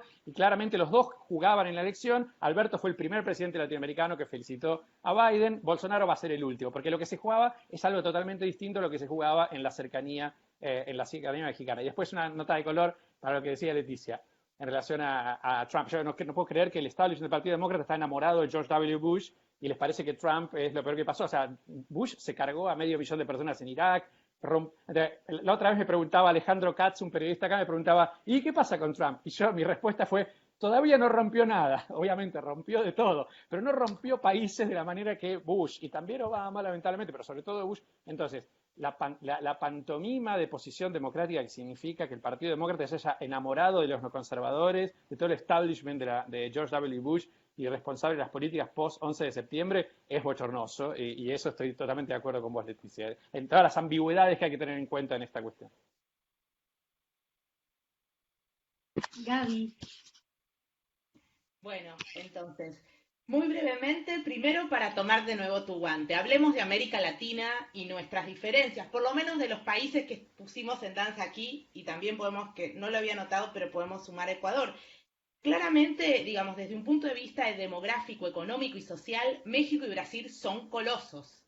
Argentina, Chile y Ecuador jugamos en otra liga, digo, y está perfecto. Lo que tenemos que hacer es jugar bien en nuestra liga, digamos. Argentina tiene siempre ese gran desafío en términos de la integración regional de ser un buen articulador con bueno, su coloso socio, que esto te planteaba Martín. Nosotros siempre esa tensión va a estar en relación con Brasil, donde se juega una complementariedad económica que entre nosotros es la misma que ustedes de alguna manera tuvieron con Estados Unidos y siguen teniendo a partir, vamos a nombrarlo de nuevo, de la era Clinton, ¿no? Y ahí es el segundo punto que yo quisiera marcar, y capaz Juli me puede corregir, pero yo creo que tanto México como Chile han logrado, con todas las falencias que sabemos en lo social, en lo político, por lo menos lograr cierta estabilidad, no positiva para las sociedades, pero sí hacia el afuera, de modelos neoliberales con mucha más estabilidad que la que tuvo el caso argentino, digamos. En la Argentina hubo una reforma y podemos decir que el neoliberalismo triunfó culturalmente, pero en términos de garantizar cierta estabilidad económica no fue exitoso. O sea, fue exitoso, podríamos decir, sí, en la primera presidencia de Menem, luego empezó la crisis y la crisis grande del 2001, y los revivals no lograron tener ese éxito de estabilidad, es decir, lograr vencer el gran fantasma de la economía argentina, que es la inflación. Los modelos neoliberales fueron endeudadores cuando planteaban ser no endeudadores, y en ese punto uno dice, bueno, yo cuando conocí México me sorprendía ese grado de interpenetración enorme con la economía estadounidense. Fuera de broma, pero lo que pasó en 2005 aquí en el Cono Sur, en el Mercosur, al carajo, digo, para México es muy difícil la maniobra de negociación. Por eso sí creo que en este punto lo que recién marcaron, es decir, la estrategia geopolítica es fundamental para México, y ese juego se vio tanto en ahora lo de la elección como en todo el proceso, ¿no? que tuvo que ver con el tema de Venezuela en la OEA, la cuestión del BID. México siempre juega entrando y saliendo, digo, incluso presidentes que sabemos que fueron nefastos en la política interna, como Echeverría, eran grandes colosos del manejo ambiguo del discurso, ¿no?, en la política exterior para jugar con esta tensión de Estados Unidos. Entonces creo que estas diversidades nos impactan, y las cercanías y las interpenetraciones que tienen las economías, y bueno, son diferentes. Chile es una economía internacionalizada, Brasil es una economía internacionalizada, y Argentina es una economía regionalizada que tiene una enorme dependencia con Brasil y que ahora está generando lazos con otras áreas, pero siempre con una manera muy intermitente, ¿no? Como puede ser el vínculo con el sudeste asiático, con China, y ustedes tienen esta relación tan fuerte con Estados Unidos. Entonces yo creo que eso marcó, y que ahora estamos en un punto bisagra. O sea, yo creo que primero con la elección de Trump, luego con la elección de México de hace ya casi, sí, 2 años, y luego ahora con este nuevo cambio en Estados Unidos, creo que hay una cuestión de la geopolítica que va a cambiar. Y espero, como un poco planteaba Carmen, que vuelva el multilateralismo, pero el multilateralismo bueno, digamos, el multilateralismo que nos gusta, de las negociaciones, que trate los problemas en serio, y no por ahí de maquillaje, ¿no? Y breve solo para terminar, porque los estudiantes hicieron algunas preguntas, que me pidan, de ser posible, si les podemos anotar algunos de los libros que se fueron mencionando, porque les interesó la bibliografía y los links a los artículos de Martín. Bueno, preguntaron algo de la izquierda del Partido Demócrata, y creo que Martín se los respondió, es decir, ese es el desafío, el ala progresista, qué rol va a cumplir. Y me gusta que, bueno, Reich por fin salga a decir esto, a ver si volvemos a un nuevo New Deal. Y bueno, y también nos preguntaban en relación con la Corte Suprema y la nueva jueza que nominó Trump.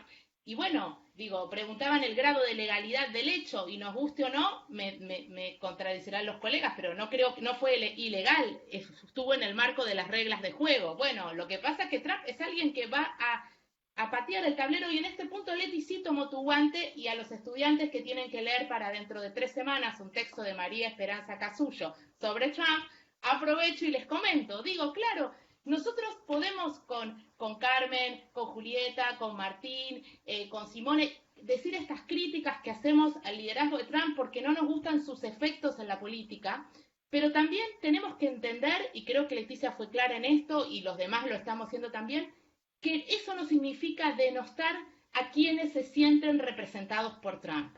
Si nosotros somos buenos politólogos y politólogas, tenemos que entender por qué pasa eso. Porque seguramente va a haber recalcitrantes, pero también puede haber esto que planteábamos, ¿no? ¿Por qué un obrero desencantado puede apoyar este tipo de discurso? Y solo para cerrar, les digo brevemente algo que leí en un libro de Didier Eribon, que es un sociólogo y filósofo francés, discípulo de Bourdieu, que a mí me gusta mucho. Y él, en su autobiografía, que se llama Regreso a Reims, cuenta que él es de origen popular en Francia, su familia obrera, muy humilde, siempre militantes y votantes del Partido Comunista. Y cuando él vuelve a su casa en ocasión del funeral de su padre, con vergüenza su mamá le contesta que una vez votó a Marine Le Pen. Y le dice que lo hizo porque se sentía no escuchada. Porque el establishment de París no le importaba lo que le pasaba a los obreros. Y él siempre decía, mis padres tenían un vocabulario, pero no eran extremadamente xenófobos ni nacionalistas en sus conversaciones. Sí eran más bien obreros sindicalizados, pero sentían que los sindicatos los habían abandonado y que la izquierda no hablaba como ellos. Entonces el desafío es que tenemos que integrar los lenguajes. El multiculturalismo no debe oponerse a la clase. Cuando hablamos de la representación política de las mujeres, no solamente nos importa la representación política de las profesoras, chicas y chicos, nos importa la representación política de las empleadas domésticas, por ejemplo, que tienen que tener una voz, ¿no? Y eso quiero dejarlos en claro para que, bueno, sepan más o menos desde dónde les estamos hablando.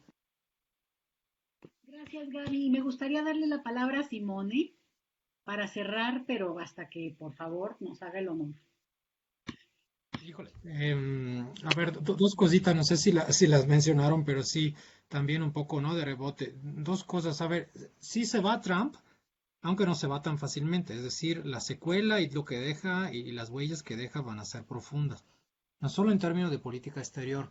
A ver, lo que ha hecho fue un poco de juego de piñata, ¿no? A pegarle un poco a todos y rompiendo la piñata así en su totalidad. Entonces estoy pensando, por ejemplo, la relación con Europa, ¿no? La relación transatlántica, la Unión Europea, con la OTAN, el tema de cómo está dejando las visiones de seguridad internacional, toda una serie de implicaciones fuertes, ¿no? No solo para la región latinoamericana, sino que para el mundo.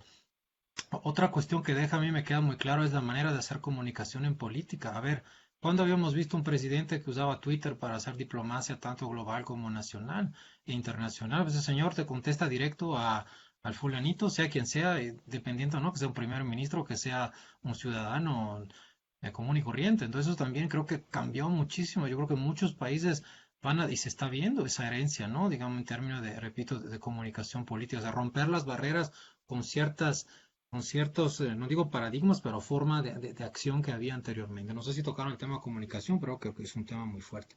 Luego este asunto, ¿no? De reposicionar la América primero o llevarla a lo que eran sus antiguos, digamos, sus antiguas dimensiones, pues también, vaya, en los países que siempre han sido filo estadounidense, pienso a Israel, pienso a otros, pues van a mantener una postura muy clara de relación tanto con Estados Unidos como lo que ahora van a ser los nuevos enemigos de Estados Unidos, ¿no?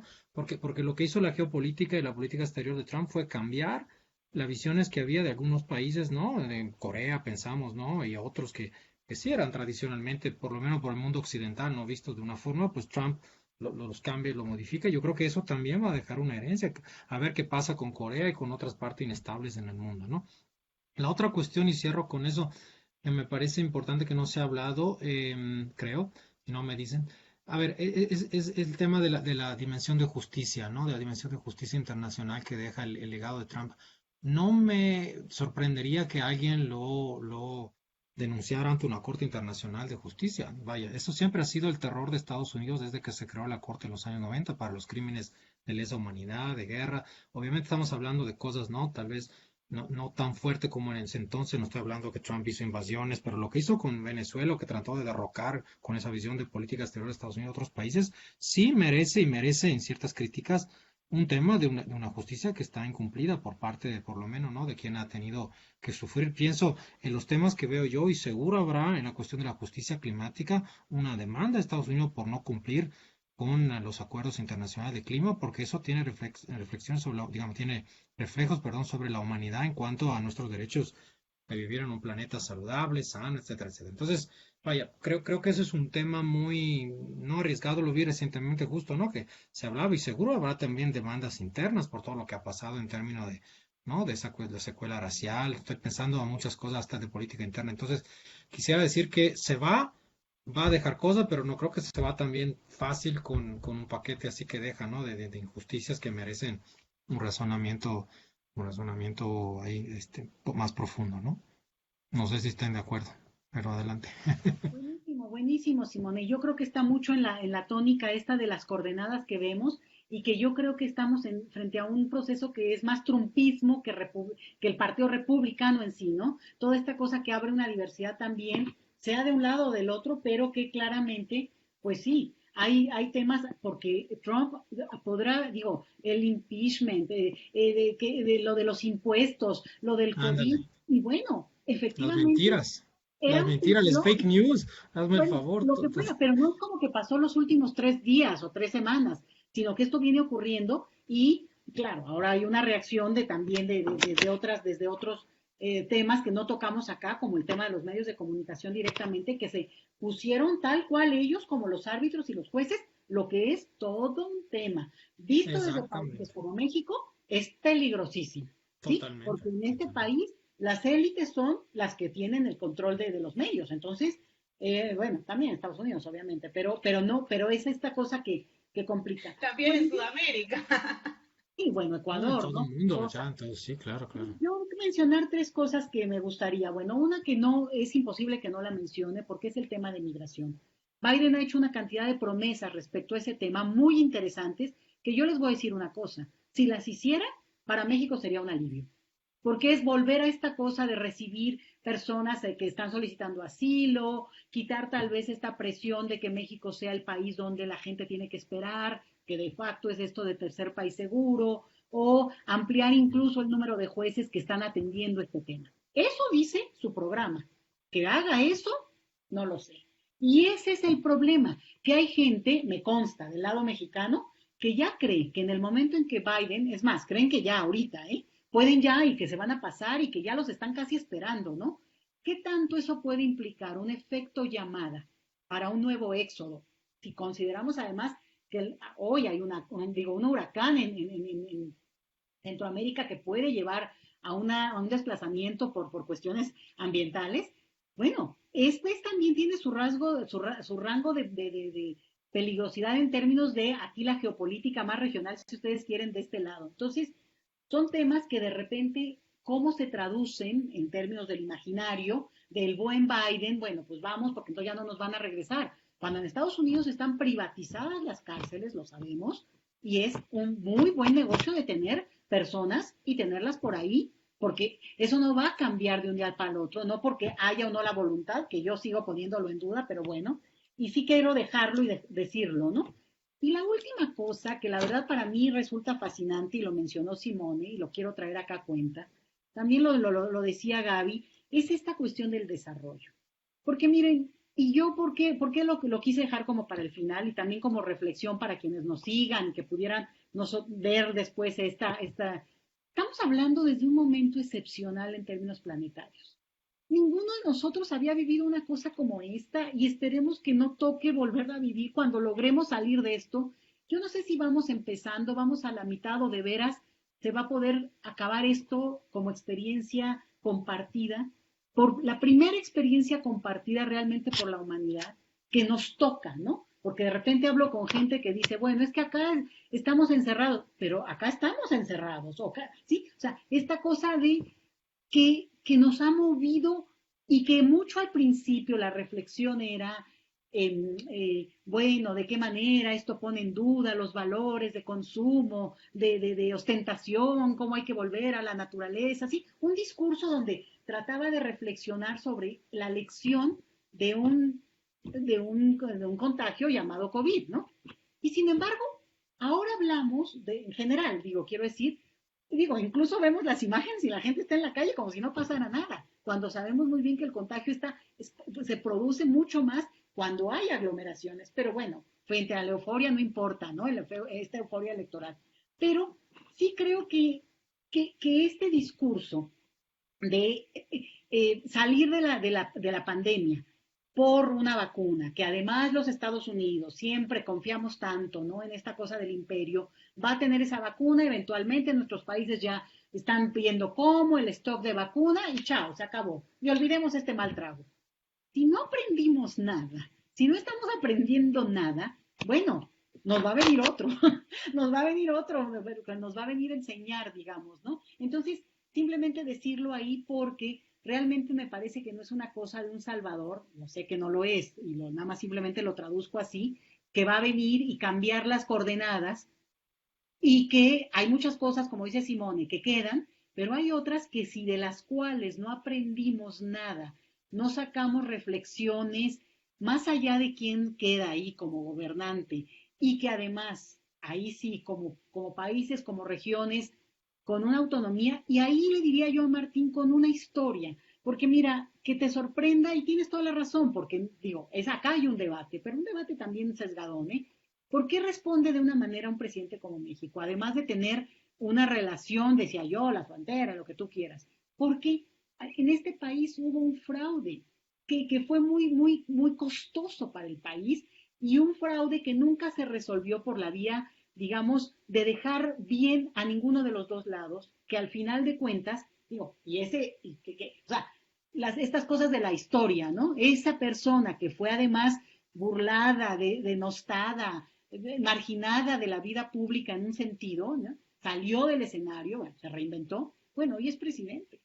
Entonces, es como, bueno, y se da el lujo desde la presidencia de poder decir, yo no voy a hacer lo que me hicieron a mí, que fue una orquesta internacional aprobando inmediatamente, sin que acabara el proceso jurídico en México, todo lo que hubiera implicado que tal vez un poco de presión internacional hubiera hecho un reconteo y por ahí igual queda igual la cosa. Pero la verdad es que quienes han estudiado esto, digamos, han mostrado que en términos más matemáticos, bueno, hubo una clara, digamos, una clara problemática para la legitimidad que nunca hubo. Yo creo que eso es lo que tal vez contribuye o tiene una lectura que sí hay que verla desde adentro para decir, bueno, podrá estar bien o estar mal, o no lo debería hacer así, o yo lo haría distinto, pero creo que explica un poco y no es la misma posición de un Bolsonaro. Y ponerlos incluso en el mismo renglón, a mí bueno, ¿qué les puedo decir? Me dan ganas de agarrar a golpes, ¿no? Porque no, es una lógica muy distinta. Y lo mismo diría yo, bueno, que si en Argentina hay no, digamos, se aprueba, se avanza con él, bueno, también ahí están hablando desde otra lógica que para otros efectos estarían mucho más cercanos a México, ¿no? Entonces, yo creo que ahí sí es donde cuentan los intereses nacionales, locales, regionales y de las propias élites, porque aquí viene su propia sobrevivencia, ¿no? ¿Cómo la va a jugar la élite de cada uno de estos países? Porque todos quieren reelegirse, en lo individual o al final como proyecto. Entonces, creo que hay que tenerlo en cuenta y no dejar fuera de esto el tema de qué desarrollo queremos, porque ese desarrollo que propone el proyecto estadounidense contemporáneo y el que ganó, más allá de que Trump, es un proyecto que efectivamente nos tiene de rodillas en términos de naturaleza, pues de humanidad, y donde, bueno, pues se suponía que habíamos aprendido algo, o esa es la pregunta en todo caso. Y bueno, no sé, nada más para yo sería lo último que diría, recontra, como decimos en México, agradecer la generosidad no solo del tiempo, sino de estar, ¿no? Y compartir. Y si alguien quiere decir algo, nada más, como digo, como les digo yo, como cuando uno dice, miren, yo ya me tengo que ir, pero a ver, me tomo un último traguito para acompañarlos y si alguien quiere decir algo, y vamos cerrando con esto y agradecerles muchísimo. No, nada más que agradecer también, un placer total escucharlas, escucharlos a Simone. La verdad que aprendí un montón de aspectos regionales y relacionales y nada, Muchas gracias. Buenísimo. Bueno, muchas Igualmente gracias y les agradecerles. transmito porque me piden ahí del Facebook que los estudiantes, las estudiantes, les estudiantes y todos los que nos están escuchando a través del Facebook están muy agradecidos y que les gustó mucho la organización. Así que también una felicitación a Jazz y a todo el apoyo del Instituto Mora y también del Instituto Germani, porque bueno, nuestros trabajadores no docentes y administrativos tienen mucho que ver en que nosotros nos podamos dar estos lujazos. Así que también hay que felicitarlos y felicitarlas. Carmen, ¿querías? No, Sí, nada, muchísimas agradecerles gracias. también. Uy, perdón. Muchísimas gracias perdona, Julieta. Muchas gracias por la invitación, un placer y un placer compartir en realidad en algo que, bueno, está abierto, ¿no? Es algo que hay que seguir profundizando, ya veremos qué pasa. De aquí a algunos meses tendremos tal vez una postura diferente, pero bueno, nada, invitarlos a seguir acompañando un poco las novedades ahí. Muchas gracias por la invitación y por estar aquí. Ha sido un placer. Gracias, Carmen. No, la verdad que súper agradecida, encantada de conocerles a quienes no conocía. La verdad que salió todo súper. Espero que haya sido del interés de las personas que nos están escuchando. Yo aprendí un montón y es un placer charlar de estas cosas, ¿no? Que a veces nos alejan un poco. La academia a veces te aleja un poco de la política contingente y me parece que es súper importante tomarnos un tiempo para volver a pensar sobre lo que estamos viviendo. Bueno, pues dicho eso, Leti, nos queda, hay que hacer un libro, Leti, de esto. pues miren, A ver si sale una publicación o algo. formato tertulia tiene un placer. Exactamente. Bueno, a mí me encanta, y Gaby que me conoce, y bueno, Simone también, bueno, Carmen también me conoce. Me encanta esta cosa más ligera, más suelta, porque también de eso se trata, ¿no? De poder disfrutar a partir de lo que uno cree que es, bueno, ponerlo ahí, pero a lo mejor para cuando esto acabe en el sentido jurídico. Digamos, un presidente tiene que haber para el 20 de enero. Bueno, por ahí nos vemos y comentamos qué pasó en el ínterino. Si quieren, lo vamos dejando por ahí para otra tertulia y poder platicar. Buenísimo. Que sea un compromiso. Esta vez sí con ¿sí? cerveza, sí con cervecita esa vez. Ahora Eso. sí, ahora sí.